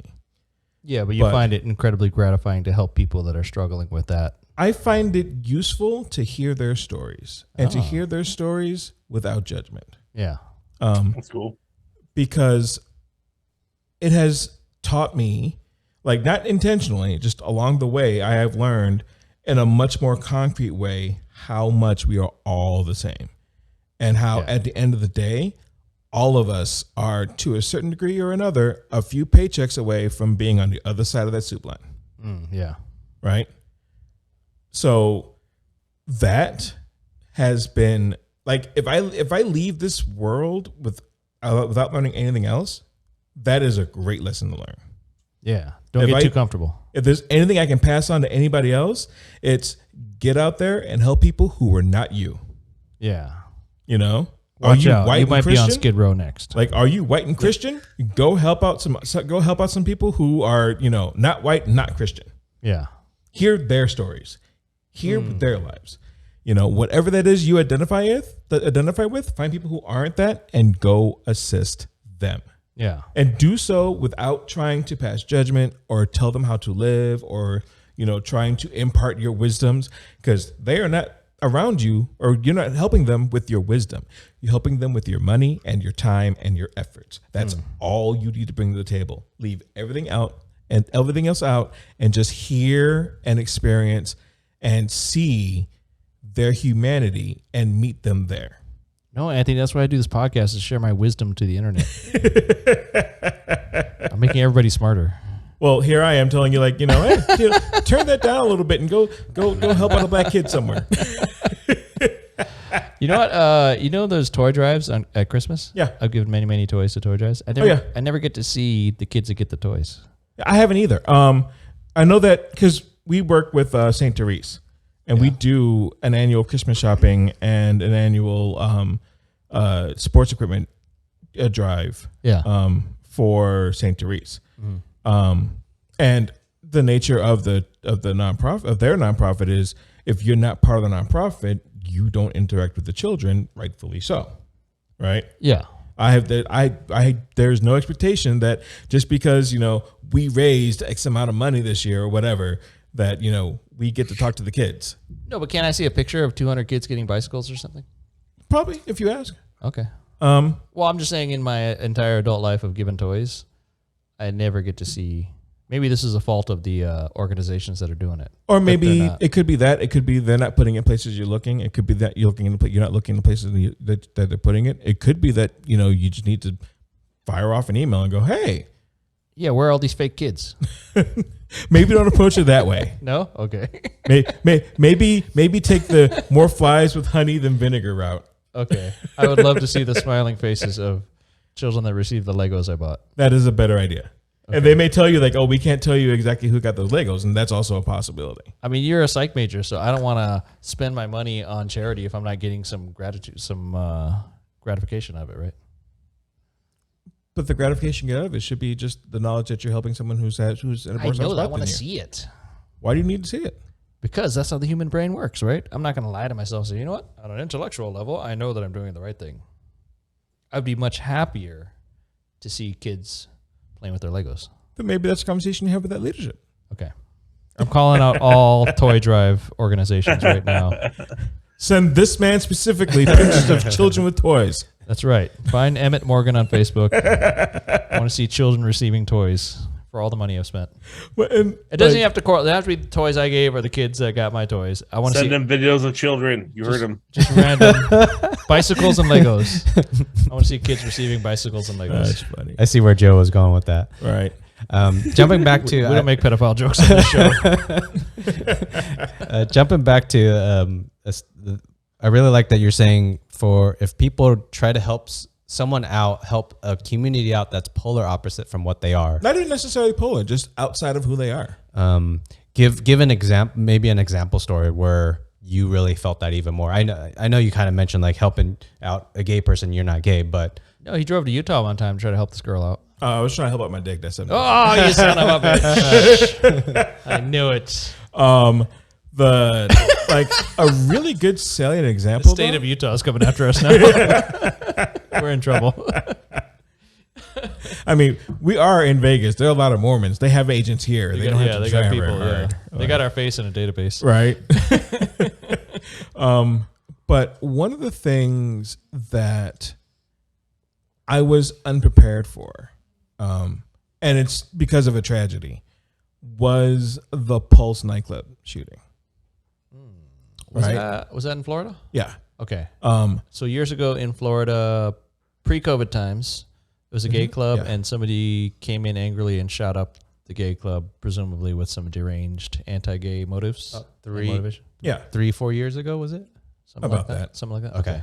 All right. That's a quick rewind. But the thing that I was not prepared for was because at that point I'd spent like about a good 3 or 4 years volunteering in spaces that are primarily gay. Right. I have gotten to know a lot. I mean, like a wide variety, a wide swath of various types of people who just happen to be gay that I otherwise would not have met. Right. And I've gotten to watch how, in some small or large way, the work we're doing is able to assist them. Right. I've been able to hear stories about, like, you know, thanks to the sisters and their Southern Nevada AIDS drug assistance program. Right. And because of us donating into that and helping to flesh that out some, because I mean, we're not the primary donator. Don't get me wrong. We are not that big. No, but you're contributing to a cause. You're helping people who need help. And you know, we kick what we can that direction, you know, and seeing that is doing good for people who honestly do need the help. Right. And then recognizing that humanity and then seeing it destroyed while on the other side of the country, I was not prepared for how much I felt that. Well, because now you're feeling for a group and a community that you didn't previously identify with. Yeah. But you're saying, hey, these are my friends. These are people that I help. Not even because they're my friends. Yeah. Because they're humans. Yeah. Because they are at the end of the day, we may not identify the same, but we are the same. Well, I don't know about that. No, we are. We're all humans. We're all out here doing what we can with what we got, and ostensibly in the best way we know how. Yes. And sometimes that may not be a way that you agree with or that society finds useful or worthy, right? But like I was saying before, we're all not that far from being out on the street. Yeah. Right? No. Some of us are further than others, but for the most part, we are all not safe from ever having to worry about working again. Right. Right. And on the other side of that coin, I wouldn't work if I didn't have to. Right. Yeah. But we're also not that far from finding ourselves on the wrong side of a court case and being stuck with 3 hots in a cot. Yeah. Right. We're not. It may feel like it is. It may feel like, oh, there's no possible way I get wrapped up in a murder case, until one day you find yourself wrapped up in a murder case, and all of a sudden you're being hauled off to prison, and you're like, I didn't kill nobody. What? Hey, wait, right? Yeah, that would be an extraordinarily unlikely event, but it is possible. It's completely possible. Yeah. So once you recognize that people are just people, and we are all people, and we all come in different shapes, sizes, colors, temperaments, and levels of aptitude that are useful to society. No, but I like good people. Yeah, good people are nice, right? And some people are not innately good people. Some people are fucking assholes. Yeah, some assholes are good people. No. Yes. There is a functional difference between kind and nice, and we forgot that in this society. Yeah. You can be a raging asshole and be a complete dickbag pulling someone out of a burning car. Oh, okay. Yeah. Right? And you can be the nicest person on the planet, but God forbid you have to break a nail saving a life. Right. Right? So we as a society, especially American society. There's a musical called Into the Woods that addresses the good versus nice. Really? Yes. I have to see that. Yeah, I've heard of that. Like, I don't know why. I can almost sing the song, but I can't. Because you can't sing, you don't want to ruin it for me. No, I can't remember it. Okay. But the thing is that's also something that I learned in a very functional way doing this volunteering, is that not everyone who is nice is kind. Yeah. Right? Telling someone, saying to someone, hey, good morning, have a nice day. That's being nice. you're being a nice person. Do we have to? Okay. We're optimizing your sound. Okay. But not telling someone to be kind and to tell someone good morning, have a nice day, you would no longer being a nice person, right? But being willing to see someone that needs help and going like, okay, let me see what I can do to help you, and doing that in a nice way, sure, that should be kind. But also saying, oh, fucking asshole, let me help you. So throwing food at homeless people is not nice. Well, that's being mean, right? Now you're an asshole. But you don't have to, like, to me, like, being an asshole isn't necessarily being mean. Isn't necessarily being, because the way we use it colloquially here. Wait, are you saying mean is further worse than asshole? Yes. Okay. Because you can be an asshole and not be mean spirited. Okay. Right? Yeah, I'm with you. Like, I know plenty of people who are flaming assholes. Well, you can't use flaming in this context now that it implies gay. Oh, no. Some of them are flaming assholes in that way, too.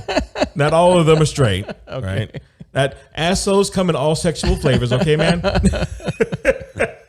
Different levels of flame. But just the way that, but one of the things that I've discovered is that not everybody you meet that is willing to do kindness is going to be nice. Okay. So the ability to functionally separate the two in your head and be able to pick out someone as kind. Lim's really struggling with this because he considers himself a really nice person. No, a good person. Are you kind? I think so. Yeah. No, I agree. No, I understand where he's coming from. If someone could be nice, but they may not lift a finger to help someone, I totally understand that concept. Yeah. It's Southern niceness.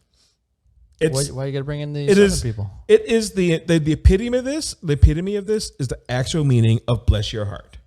Oh. Right? Okay. Bless your heart is a way of saying you dumb as a box of rocks. Right? But not doing it a way that is something other than nice. So if I say, oh, bless your heart, right? After you say or do something. Yeah. That's paying you a niceness. Yeah. That is not kind. I am not expressing kind thoughts about you. So it's a sarcastic blessing? To a degree, yeah. And that's like, and that's a thing that like exists that people like don't think about. Yeah. Functionally, but that's what it is. Fuck those people. You know, it's nicest without an ounce of kindness in it. Assholes. I would add a little bit that because some people take so many times, they need a lot of evidence before they learn, or they need a lot of experience before they learn. So it is possible that nice person is not really helping make that person smarter at that moment, but that person may not be ready at that moment. Yeah, and that's fair. Like I'm not trying to say that everyone who says bless your heart is a raving dickbag. Okay. That's not that's not what I mean. If it came off that way, I apologize to all people out there that say bless your heart. That is not what I mean. That just by saying that, it makes you a bad guy. Like, I don't appreciate calm down. Disparaging use of the word dickbag. Like, put down your pick up your sweet tea, take a sip. We cool. It's got very regional. I got family from Alabama, so I used to go there. I went there every summer for 3 years in a row. I got ingratiated. Do you love Waffle House? Okay. I'm just asking. I don't mean anything by it. I don't hate it. It's great at 3 a.m. Here's the problem, though. Like, we have Roberto's here. Yeah. So when I go to some place that doesn't have Roberto's, like, oh, let's go to Waffle House. I'm like, oh, that'd be good, but it won't be carne asada fries good. Have you had Roberto's in San Diego? Yes. Oh, quick sidebar. In college, in band, we get to go to San Diego one year for the game. So we get to actually see the football game and as the band play in the stands with in the Charger Stadium, right? It's going to be a good, great, fun time. Yeah, right? Jack Murphy. Is it Jack Murphy? Used to be. Okay, I don't remember. I don't. for someone who was in band for so many years, I don't care about football. I know. It's weird. I was literally there just to play music. Yeah. Wait, was it a marching band? Yeah. Okay. So this is where you got your love for uniforms. Probably. Okay. It's all coming together now. We go out to San Diego, and a friend of mine in the band is from San Diego. Right? His family's in San Diego. So he drives out there early to go hang out with his family, and he's going to meet with us. Mm-hmm. And he gets to the hotel, and we're talking about like, oh man, we're kind of hungry. Like we're trying to figure out what to go eat. There's some stuff nearby. And Eric goes, he does a quick head count and goes, we can all fit in my car. Let's go. Yeah. Oh, okay. So we get in this car and we go. And I don't know where we're going. And we go to a Roberto's taco shop. And I'm like, wait, was it a Saturn? No, it was a Toyota Corolla. Okay. Like powder blue. I don't know why I remember that, but I do. These are your formative years. These are the best years of your life. Right. So we clown car into this Toyota Corolla and we go to Roberto's and we're going to have this Roberto's and he won't tell us what the big deal is. We're just going to go to the Roberto's. And I'm like, we have them in Vegas. This seems dumb. Why would we go someplace we have in Vegas? In that case, let's go to McDonald's. It'd be quicker. Right. So no, we got to do this. Like, okay, we go. And we get it. And it is fantastic. It's delicious, yeah. Like, it is still the best carne asada / shrimp burrito I've ever had in my life. You got a carne asada burrito with shrimp? Yes. That sounds good, yeah. Oh, it's good. So, like. I didn't know you could add shrimp. I never had that. Got to walk off the path, man. I'm not hanging out with the right crew. You're not. You're not experimenting. I was hanging out with dudes who had Saturns back then. Sometimes you got to go off label, man. So I get and it is better than any burrito I'd ever had to this point. Right? Yeah. I'm like, why is this so good? He looks around, and everyone's like, why does this taste better? He's like, oh, it's because of the first Roberto's. Oh yeah. Like, oh yeah, that do it. Is that the one on El Cajon Boulevard? I couldn't tell you. Oh yeah, I think it's the one on El Cajon I Boulevard. couldn't tell you. I know we drove for a while to get there. It's down close to La Mesa. Oh, I don't know if I've been to that one. Interesting. I'll have to. Near where Tony's barber shop used to be. Like, I know we were driving for a good 30 minutes from the hotel to get there. Yeah, it's not close. And I'm like, why are we like... I thought you were going to say they had the real Mexicans in the kitchen or something. Well, no, we have those here too. Yeah. There's real Mexicans in the kitchen. Then why doesn't the Roberto taste as good here? I don't know. I couldn't tell you. They're further away from the magical homeland, so I know that the Roberto's by my place is not good. I'm sorry to hear that. Dude, I'm so mad. Like, I want to put them on blast, but I'm not gonna. The one around the corner here is pretty good. Like, I want to put them on blast, but I'm not gonna. But I go to Roberto's. Like, I have a hankering. I need to have an al pastor burrito today, right? And I'm like, oh, there's a Roberto's right by my place. I got to go by the store anyways. Let me go to the store, get my stuff, go to Roberto's, get home. Yeah. Order this burrito. I'm waiting forever to get this burrito. Right? I finally get the burrito. And I don't look because I'm trying to get home now. Like, you're telling us a different burrito story? This is not related to the band story, right? This is a whole different burrito. This is here in town. Okay, it's a different burrito. The Roberto's by my house. Got it. So I'm like, all right, let me get this burrito. I want to get home. I'm tired of hanging out now. Like, it's pandemic times. I've been in clothing too long today. I need to get home, right? And get naked. I'm wearing shoes and I don't like it. Oh. So like, I finally get the burrito. I hop in my car, go home. Don't even stop to check it out, or look at it, or think about it. I just get home, get everything out, unload out the car, get my burrito, go to sit down to eat it, and I discover that this burrito feels weird. Okay, it's a very strange shape of this burrito. There's a penis joke coming, right? No. Okay. So I open this burrito and I look at it, and if you had taken about maybe 2 or 3 al pastor tacos and just dumped the fillings into a burrito and then didn't care about folding it, that's what I got. Oh. Did you have to re-roll it then, or what? No, it was not enough to fill this burrito. Oh, not enough al pastor. No, or anything, really. You're saying Roberto would not have been proud of this burrito? No, he would have been very ashamed that this burrito left his establishment. And I'm like, I was mad. Like, I was so mad that like I threw it out and I went to Pepe's Tacos. Oh, wow. I was that mad. I was, no, going on, I'm getting me a real burrito. I mean, I feel your pain. This is a terrible story. You're laughing now. Yeah. But it sounds right. The pain has subsided now. Can I ask you a serious question? What's up? Do you own a leather tricorn?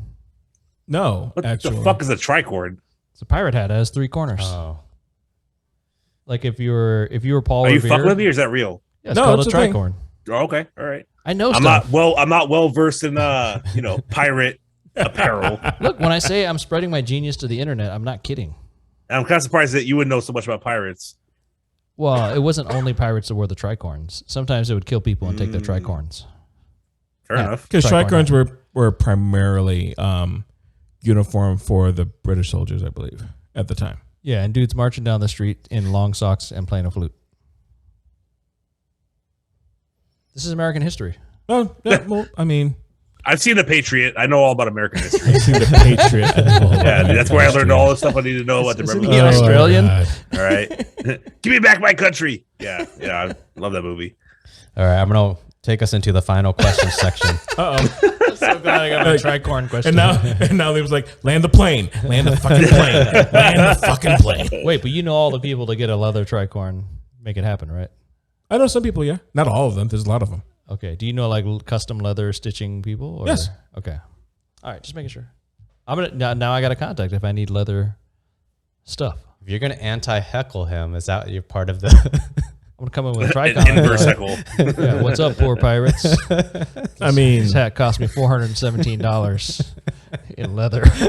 in leather. All right, first question. I'm coming right back.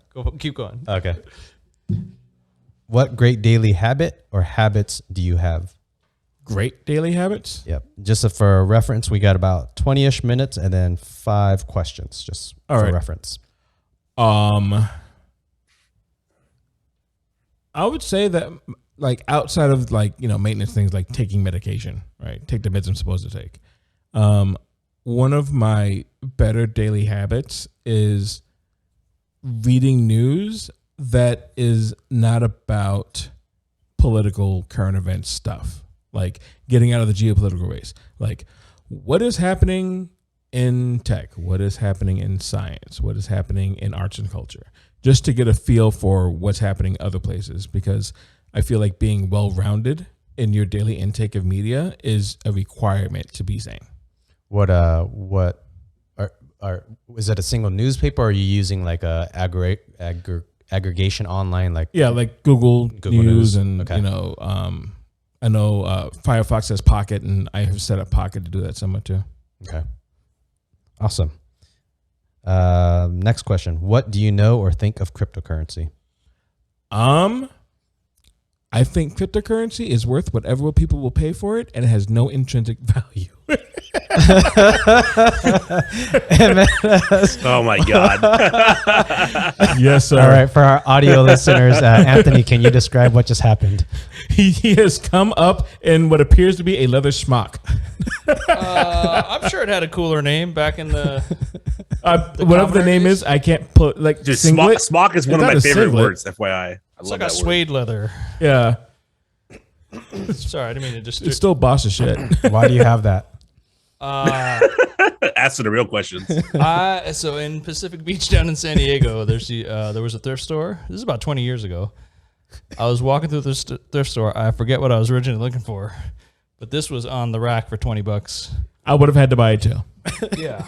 Well, so now I've owned this thing for 20 years, and I've never had a legitimate reason to wear it. I don't fault you. I would have had to buy it too. Yeah. So this has been sitting in my closet for 20 years. That's awesome. Can I show up at a Ren Fair? Sure, you can show. In this? Remember wearing whatever you want for the most part, long as street legal. No, but will this fit in? Depends what you dress it up with. Yeah, I mean this and Well, a tricorn. Pants, shoes, shirt. Isn't it all spandex? No, Okay. spandex is not period, man. I'm sorry. I hate to break it to you. Lycra is not invented. They in did the not have 1800s. synthetic polymers 800 years ago. According to Corsican Brothers, they're all running around in underwear looking things. Yes, it's called fiction. Okay. so for anyone like me or someone that's not well versed in this, if what would this attire in the what the past? fuck is happening here? What would somebody be? Why would they be wearing this like in the past? Is this just normal attire? Are they going for a fight? Are they? This would be something you'd probably wear for weather. Yeah, I don't think I'd last long in a fight. I would get stabbed. Like this would be like something you would throw on because it's rainy. Okay, this is just normal rain attire. Okay. Yeah. This would only help me if you had one of those lame fencing swords. And then it wouldn't help you be in your way. Yeah. If you had a real sword, I'd be toast. But for rain, when that would still soak through. That wouldn't. You'd oil it. Yeah. Oh, oil. Okay. That hasn't been oiled. Yeah, whale fat. No, that's gross, You'd get Wow, look at this. some whale Liam's fat and such you'd a rub it city all over boy. it. You act like you never had to slaughter a wild boar to feed your fucking family in the rain. Right. You're one paycheck away from the skids, my friend. But anyway, apparently this is superseded your last questions. Well, I'm gonna ask a little bit more still. And then what would? Like he's some kind of expert on this piece of period where. Well, he's the most expert in this room right now. I know the most out of everybody here. I get what he's doing. I understand. Well, nobody's asked me about my medieval knowledge. I mean, I've been being quiet, letting the guests talk. I've had a headache the whole time. Now it hurts. It hurts to laugh. You guys are killing me. Yeah.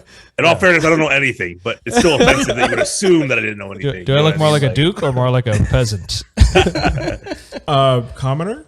Ah, shit. Oh, that's a comment. you like an NPC that I would interact with in Skyrim. Pretty much. Here's the thing about when you had a landed title thing in the royal hierarchy of the time.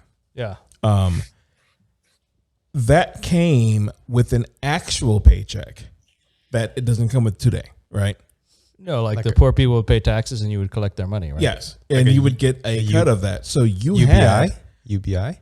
Like No, the rich people would steal money from the poor people basically, because they had the swords. but Nothing ever changes. But as a function of that, your everyday wear was much finer than that would be, If I was a viceroy, or a duke, or yeah. Bjorn, just a fringe lord with like an acre somewhere. Okay, right? so I'd be like the dude walking around the castle lighting the candles. Yeah. Okay, would it? it's a good job. Would it be in much worse condition if it's a commoner wearing that? So then I'm imagining they probably only have like one or two outfits. Yeah, This like turned into a serious clothing. historical discussion. Clothing was the thing about clothing at the time was a lot of it was made by you or somebody you were directly related to. Oh, The clothing store as we know it today was not a thing that existed. You didn't have a closet. You just had the clothes you had on. Yeah, like if you look at the floor plans of housing at the time, right? If you actually look at what people were doing inside of the spaces, You're backing this up with study. I like this. it interests me obviously. Yeah, no, you've looked at the floor plans. The floor plans were like much smaller than we're used to today. Yeah. And there was not storage for a bunch of clothes. Yeah. There was the clothes you had and the clothes you were washing. Yeah. And that's what you had, the clothes you had, and maybe the clothes you were washing if you were so well paid. Yeah. Right. And there was the bed, and the bed was you and your wife or your husband if you were female, and also your kids. Do I get to sneak around the castle and bang chicks when nobody's looking? No, that gets you killed for the most part. The candle guy doesn't get to do that? No, I get you killed for the most part. That's the thing you're thinking about is called porno from the 70s. That's a whole different genre. No, I do not have a mustache for our listening audience. This went. It didn't go where you were expecting? No, I like where it went. Brown chicken, brown cow? No, just because we're talking about carrot pieces and leather. No, that is awesome though. That is really cool. Like, yeah, my life has come to some kind of pinnacle.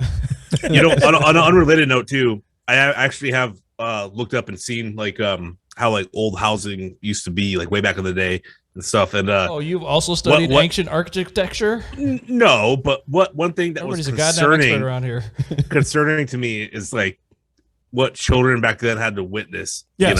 Because it's like and we're all in like one room, and it's like, okay, well, but wait a minute, they had 8 kids. Wait a minute, hold on, you were likely there when your brother or sister was conceived. Yeah, well, maybe that's better, so that we don't have all these secrets and mysteries and questions about sex. Yeah. Quiet down! I'm trying to give you a brother.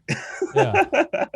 Hey, have you guys seen? There's this cartoon meme on the internet. It's like a noble on his horse, and the peasants have like a thatched house, like a wood house, and the noble goes, "You're talking a lot of shit for somebody with a flammable house."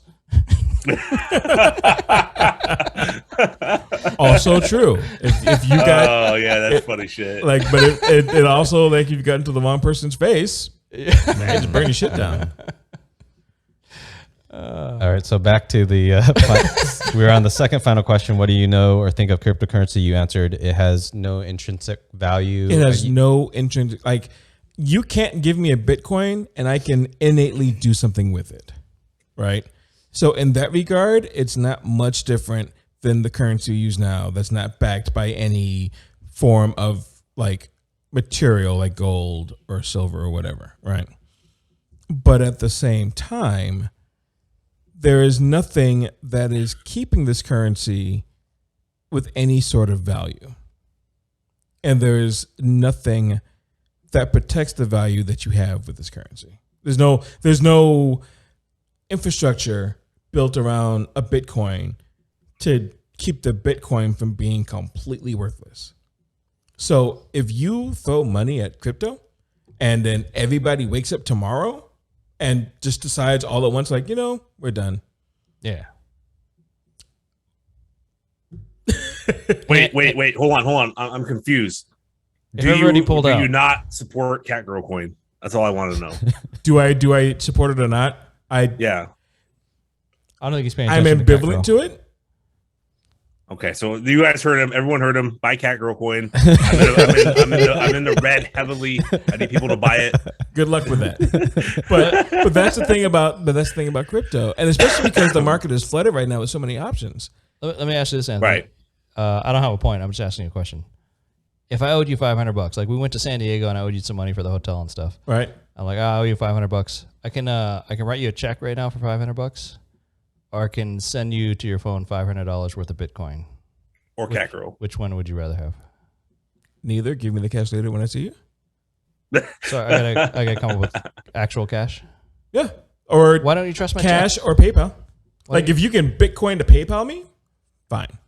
PayPal does do Bitcoin, yeah. But I don't have anything in crypto. I'm not even interested in setting up anything in crypto. It could just sit on your PayPal. That's not going to be useful to me. I liked your older question. The way you phrased it was, if he somehow owed you 500, but his only options that he had available was Australian. He had Australian $500 worth of Australian dollars. I don't know what the Aussie bucks. Yeah, Aussie bucks, and or $500 of Bitcoin. That happens to be the only two options that he could give you. What would you choose? I'd have to see the exchange rates. Ooh, look at this. No, Anthony's all cultured over here. Good Lord. It'd be worth exactly $500. I'd have to see exchange rates on Australian dollars. Emmett's saying whatever it is, it'd be $500 US. Oh, yeah. Give me the Australian money. Okay, you prefer Australian money over digital currency? It would be easier for me to take the Australian money and make it American money than for me to do something with the Bitcoin right now. Fees would probably be less too. You have to go to the airport or something? We live in Vegas. Yeah. You take it to gamble it? You take it to the cashier's desk, and if they can't do it, they will point you somewhere that will. Okay. I promise you, if you're like, hey, I have $500 Australian, they're like, you know what? I can't exchange that. But if you go over here, they'll do it for like $1. Yeah. Because the casinos are interested in getting as much of that money as they can. Right. So they're inclined to be very, very useful in exchanging that. Okay. Do you happen to have a different opinion on blockchain itself? The technology? Again, because the whole thing with the blockchain, right, is the assumption that it is impossible to inject things into the blockchain. Right?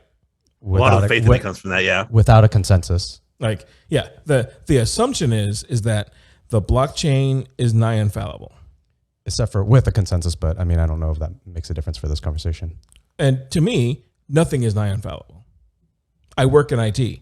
I have seen computers do dumb shit just to do it for no good reason. You cannot convince me that someone cannot, with enough time on a server and enough effort and hands doing the work, someone cannot figure out how to spoof something on the blockchain. Oh, but something can be good enough to be useful. Like you trust PayPal, right? Yeah. Okay, so it's not infallible, but it's good enough to be. Yeah. But PayPal is it's a company. It's a thing. Right.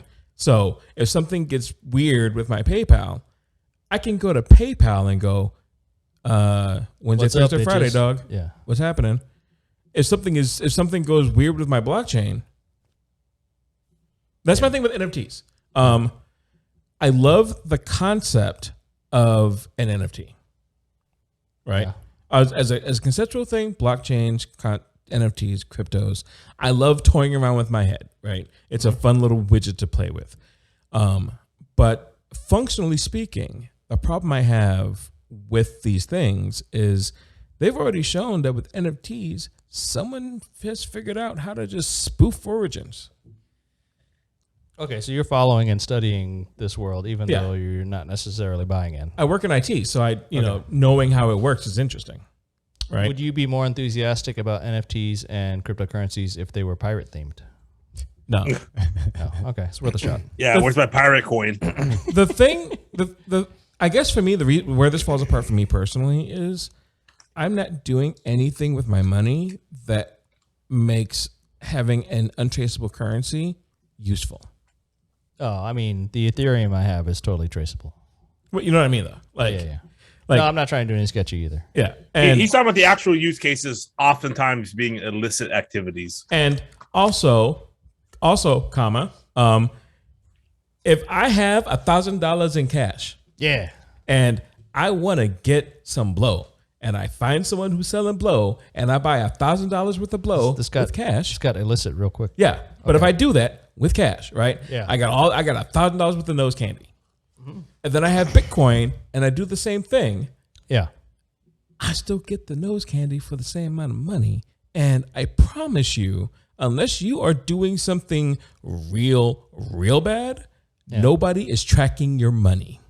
Yeah, I think you're better buying your cocaine with cash. Like, no one is watching the serials on the money coming through your hands to see if you're doing anything with it. If you want to trade me Bitcoin for cash, I'll give you cash to buy your cocaine with. Like, it's like, I don't understand. Like, I have never fully understood the draw of cryptocurrency. I guess because I am not that afraid of the government. Yeah. Because at the end of the reason why I'm not afraid of the government is I've already accepted and assumed the risk of, if we wake up one day and somehow, some way, the entirety of the American governmental system has gone full autocratic despot, what are we going to do individually? Oh, we have guns. Yeah. As a collectively, there's stuff we could do. Oh, yeah. Right? But individually, there is no reason for me to stress the government. Because there's nothing I can do individually besides cast my vote, right? Besides cast my vote and stay up to date on like who I should be voting for and who I shouldn't be voting for. There is not much else that I can do individually to prevent that from happening. Okay.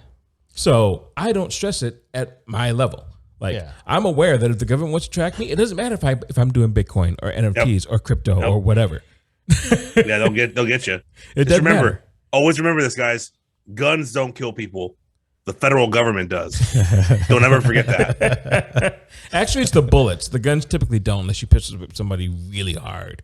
But yes, I'm a huge cryptocurrency enthusiast, and I would like to discuss it with you deeper. But I think for time wise, we don't have time. So maybe another time we could discuss. Yes. Well, if I can throw one more thing on that fire, as a hobby. You just want to see what it do. You like watching the numbers, and you got like a spare $20, $100, whatever. Knock yourself out. I don't care. Yeah. But as a function of investment, pass. Do you own stocks? I'm at direct odds with that. I actually stopped contributing my 401k, and I've been putting everything into crypto since then. So, Vio con Dios? Yeah. I think that's a good move, Joe. Thank you. Thank you. I've only lost half my life savings in 3 months. Sorry. I still have room to grow. Please buy Cat Girl. Save his 401k. He would like to retire by the time It's my he's 80. 401c, yo. 401 crypto. Wait, is that really true that you No, none of that's true. But none of it? Okay. I do have it set up to buy $100 of Ethereum every month automatically, no matter what. So, and that was a recent. but that's thing. in addition to my 401k and shit. I told you, Joe's highlight reel is always in the final questions. I noticed he perked up. Yeah, it just comes alive. All right, next question. What's the biggest problem for humans, and what do we do to fix it? I suddenly feel very stupid sitting in this commoner candlelighter leather. You're not going to look Cape less thing. stupid by taking it off now. So whatever. Right? Like, now it's a question of lacking commitment. You already I'm committed. I just don't feel good about it. when it comes to the worst what? I'm sorry, I forgot. What's already. the biggest problem for humans, and what should we do to fix it? Clothing. Honestly, the biggest problem for humans is a lack of empathy. Oh, you and Lim are vibing right now. Like, the thing is that until I, as a human, take time to stop and consider what it means to be you as a human, I will always be indifferent to the ways in which I affect you. Are you saying you have to see every human as a human being? Yes. Okay. You have to stop and I honestly think the way to fix it is just we have to start ingraining that into how we talk about people as a whole. No, but a lot of people look at me and they just see me as a common candle lighter trying to bang the chambermaids when nobody's looking. That's all they think. They don't know that I have feelings and emotions and aspirations. No, it's not that they don't know that. It's that like it really boils down to like let's use an example just for fun, right? That's 400 years ago. That wouldn't work. But the thing is that while you may be a candle lighter looking to get his dick wet, Yeah. 1500 years ago. like at the I want end to dip the wick. like at the end of the day, you were still a human and you were still subject to all of the same faults and failings and damages Diarrhea. that diarrhea, syphilis, Yeah. gangrene. Yeah. Diarrhea kills a lot of people now, and even Right. back then. Just Like- sorry. Go ahead. But we are all still, all of us, fragile, barely held together balances of proteins and chemicals. You're going a different route now. Like we are, all of us. That's all we are. Like it's, if you look at it scientifically, it's pure fucking magic at a certain point. Yeah, the human body is an incredibly complex chemical Right? factory. Like we have figured out how all the gears are made, and we figured out how a lot of the gears mesh together. We have yet to figure out how the engine starts. Yeah, I still don't know what women are thinking. They're crazy. dude. The whole natural world is like that. I feel like Yeah. like the deeper I got in my education, we had to start learning shit like an atomic level. And Yeah. it's just like it literally becomes black magic. It's like, what the fuck is life? You know. A perfect quote concerning that I heard from Neil deGrasse Tyson was that at the edge of understanding lies God. Oh, yeah. So no matter I like that. Yeah. no matter how much you know, no matter how much you understand, at the end of which you can understand what's happening, that's when a belief in God typically starts. Yeah, he's saying that that people can invoke God when they don't know. Yeah. He wasn't pushing forward. No, he was not saying that you should believe in God. Yeah. No, but what he's saying When you is say that, he, you guys referring to me? no, Neil. deGrasse Tyson. No, Neil. Okay, NGT. I didn't say anything like that, right. But the thing I took from that was that it's okay to have that big giant ball of mystery. Yeah. And it's okay to go, I don't know how that works. I just know it does. Yeah. But honestly, the biggest thing we're missing in society is empathy. And how we fix that is we have to make the concerted effort to start prizing empathy in our society. Well said. Because we prize a lot of other shit. We prize avarice. Money. We prize greed. Lamborghinis. We prize a lot of other bullshit. Bitcoin. But if we were to Space prize, But not Anthony. I'm good, thanks. But if we were to prize empathy on that level, Yeah. we'd be in a much better situation. That's very kind. Yeah, I like that. I think I would add probably empathy would be number one, and then somehow add in. I think morality would come in there. I think it would naturally progress into it, but like here's the thing about morality. Morality is a personal grayscale. What? Personal grayscale. Grayscale. Okay. Cannot and should not be in charge of defining for you what is moral. Oh, I could totally do that. I mean, look at you clearly. Yeah. I mean, if I wasn't common, I would be. If I was the king. No, morality is very easy. It's totally based on the effect it has on someone else. But you don't necessarily have control or insight to those effects. No, but I can tell you what's moral and what's not.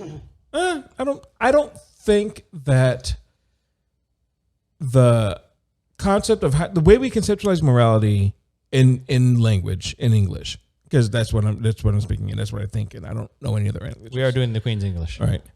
Like, sure. But the way that the word morality is thought is something is moral innately, right? If you gave Liem a burrito right now that had carne asada and shrimp in it, that'd be very nice. I'd say morally good, thumbs up. But what if he's allergic to shrimp and steak? You didn't know that. If you spit in it before you gave it to him and then passed it off to him, that would be immoral. Because your intention is different. Well, I'm gonna interrupt really quick. I'm gonna unequivocally say that nobody can argue with me against this. Returning your shopping cart to the corral is moral. Always do that. I will argue with you on that. We got one of those people. What if you are physically unable to do so? Yeah, you shouldn't be out in public shopping in the store. You handicapped bastard. But seriously though, that's a little bit different. That's a little bit different. What if normally you would be able to do that, right? But now your child is sick and throwing up on themselves. Yeah. Oh, well, so there are situations where you get a pass. Yeah. If you are, let me rephrase my statement. If you are able-bodied and you're not constricted by a time constraint that would result in the harm to somebody's well-being, and you have the opportunity to return your cart, you should every time. But the function of having that, because I thought about that. Like Joe's saying you should return your shopping cart to the corral. You should. I am not here to say leave your cart where you fucking found it, right? No. Put the thing back in the corral if you can. But it is not my place to judge the actions of others. Oh, no, we can call them scumbags. I judge almost nobody, but except people that don't put their carts back that are able-bodied. What about when that cart rolls over and dents your Saturn? Well, that also happened to me. I got my cart, a nice little scratch because somebody let their fucking cart roll across the parking lot.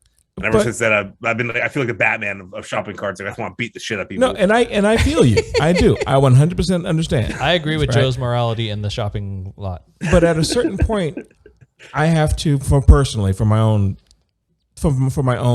sanity way of thinking. Oh, okay. I always consider, like, do I have all of the information to pass judgment on the actions of somebody else? Right. Well, barring any unforeseen hidden information, I can say that guy was probably a dirtbag. I personally choose to think like I may not know everything. Yeah. So I'm not going to worry about it. Shit happens. No, I'm not going to worry about it. But if somebody, I assume the best of people, and just hope that they were just having a moment of mental lapse or they had to go save their child instead of returning the cart or whatever. Just in general, regardless of shopping cart or not, like your average person does something stupid in traffic. It's like, I could get mad at them, but I would say at least a couple times a week, I do something absolutely stupid as fuck when I'm driving. And, I'm like, I hope everyone understands this is a mistake. But I can also imagine people being like, look at this fucktard, Yeah. We should have his license revoked. That's why I drive perfectly, so that I don't. So I can. I know that's not true. So I look down upon. You know why I know that's not true also. We won't discuss it on the podcast when the cameras are on. That person didn't die. I think we're about to skirt the statute of limitations. Next question. Next question. What's your favorite food or dish? Oh, God. Non-Robertos or Robertos? Just FYI, too, were my sneezes muted? If not, mute them. I thought I muted my thing, but I see that I didn't. I'm sorry.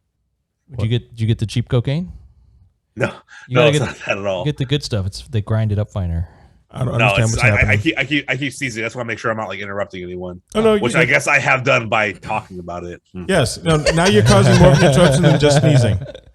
You're making it actively worse. Good job. Good job. Hey man, I'm Arab. That's all I do, man. But God, favorite food or dish? Smoked meats. Smoked meats. Like turkey legs? You picked this guy picked a whole category. I like that. I don't think I've ever heard anyone do that yet. Or a whole category. Like I have a smoker because I enjoy smoking meats. Does beef jerky fall into that world? It can, depending on how it's prepared. I have a problem. You like beef jerky? I hate that all of the beef jerky I want to buy at the store. No. Stop. Shh. It's important. Do you like beef jerky? Yeah, I like beef jerky, yeah. Find something called biltong. Biltong. Biltong. It's a type of beef jerky from South Africa.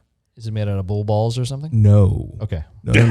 I had to check your morality before I go. Important questions. Instead of being dehydrated mechanically like you do with most beef jerky, it's actually kind of like slower dried and typically in the sun when you get it from South Africa, but when it's not from South Africa, you actually buy it here.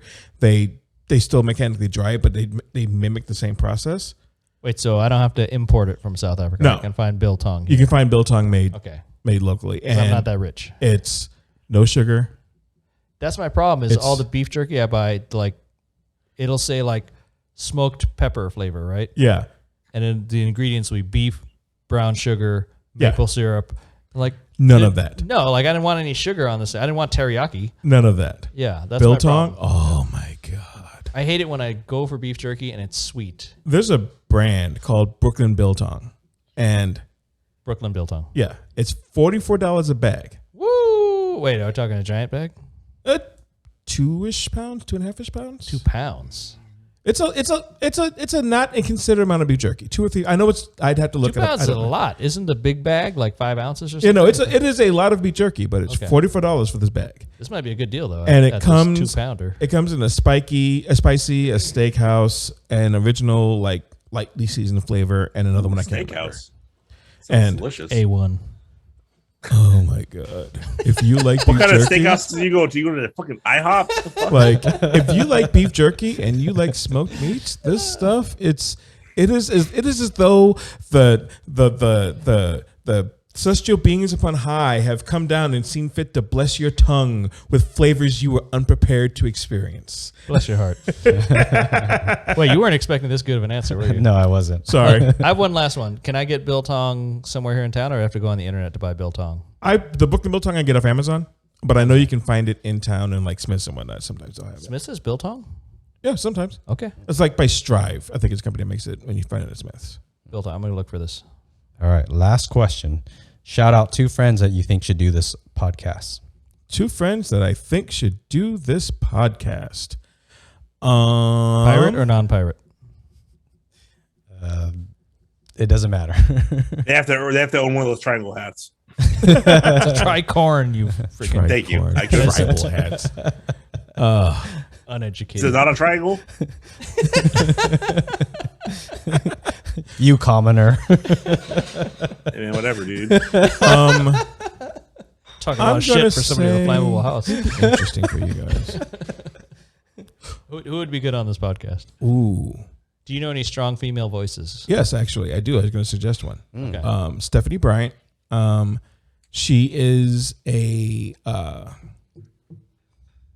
currently she's doing project management for Roll20, but she just recently got a bunch of paperwork to do agile training for project management and things like that.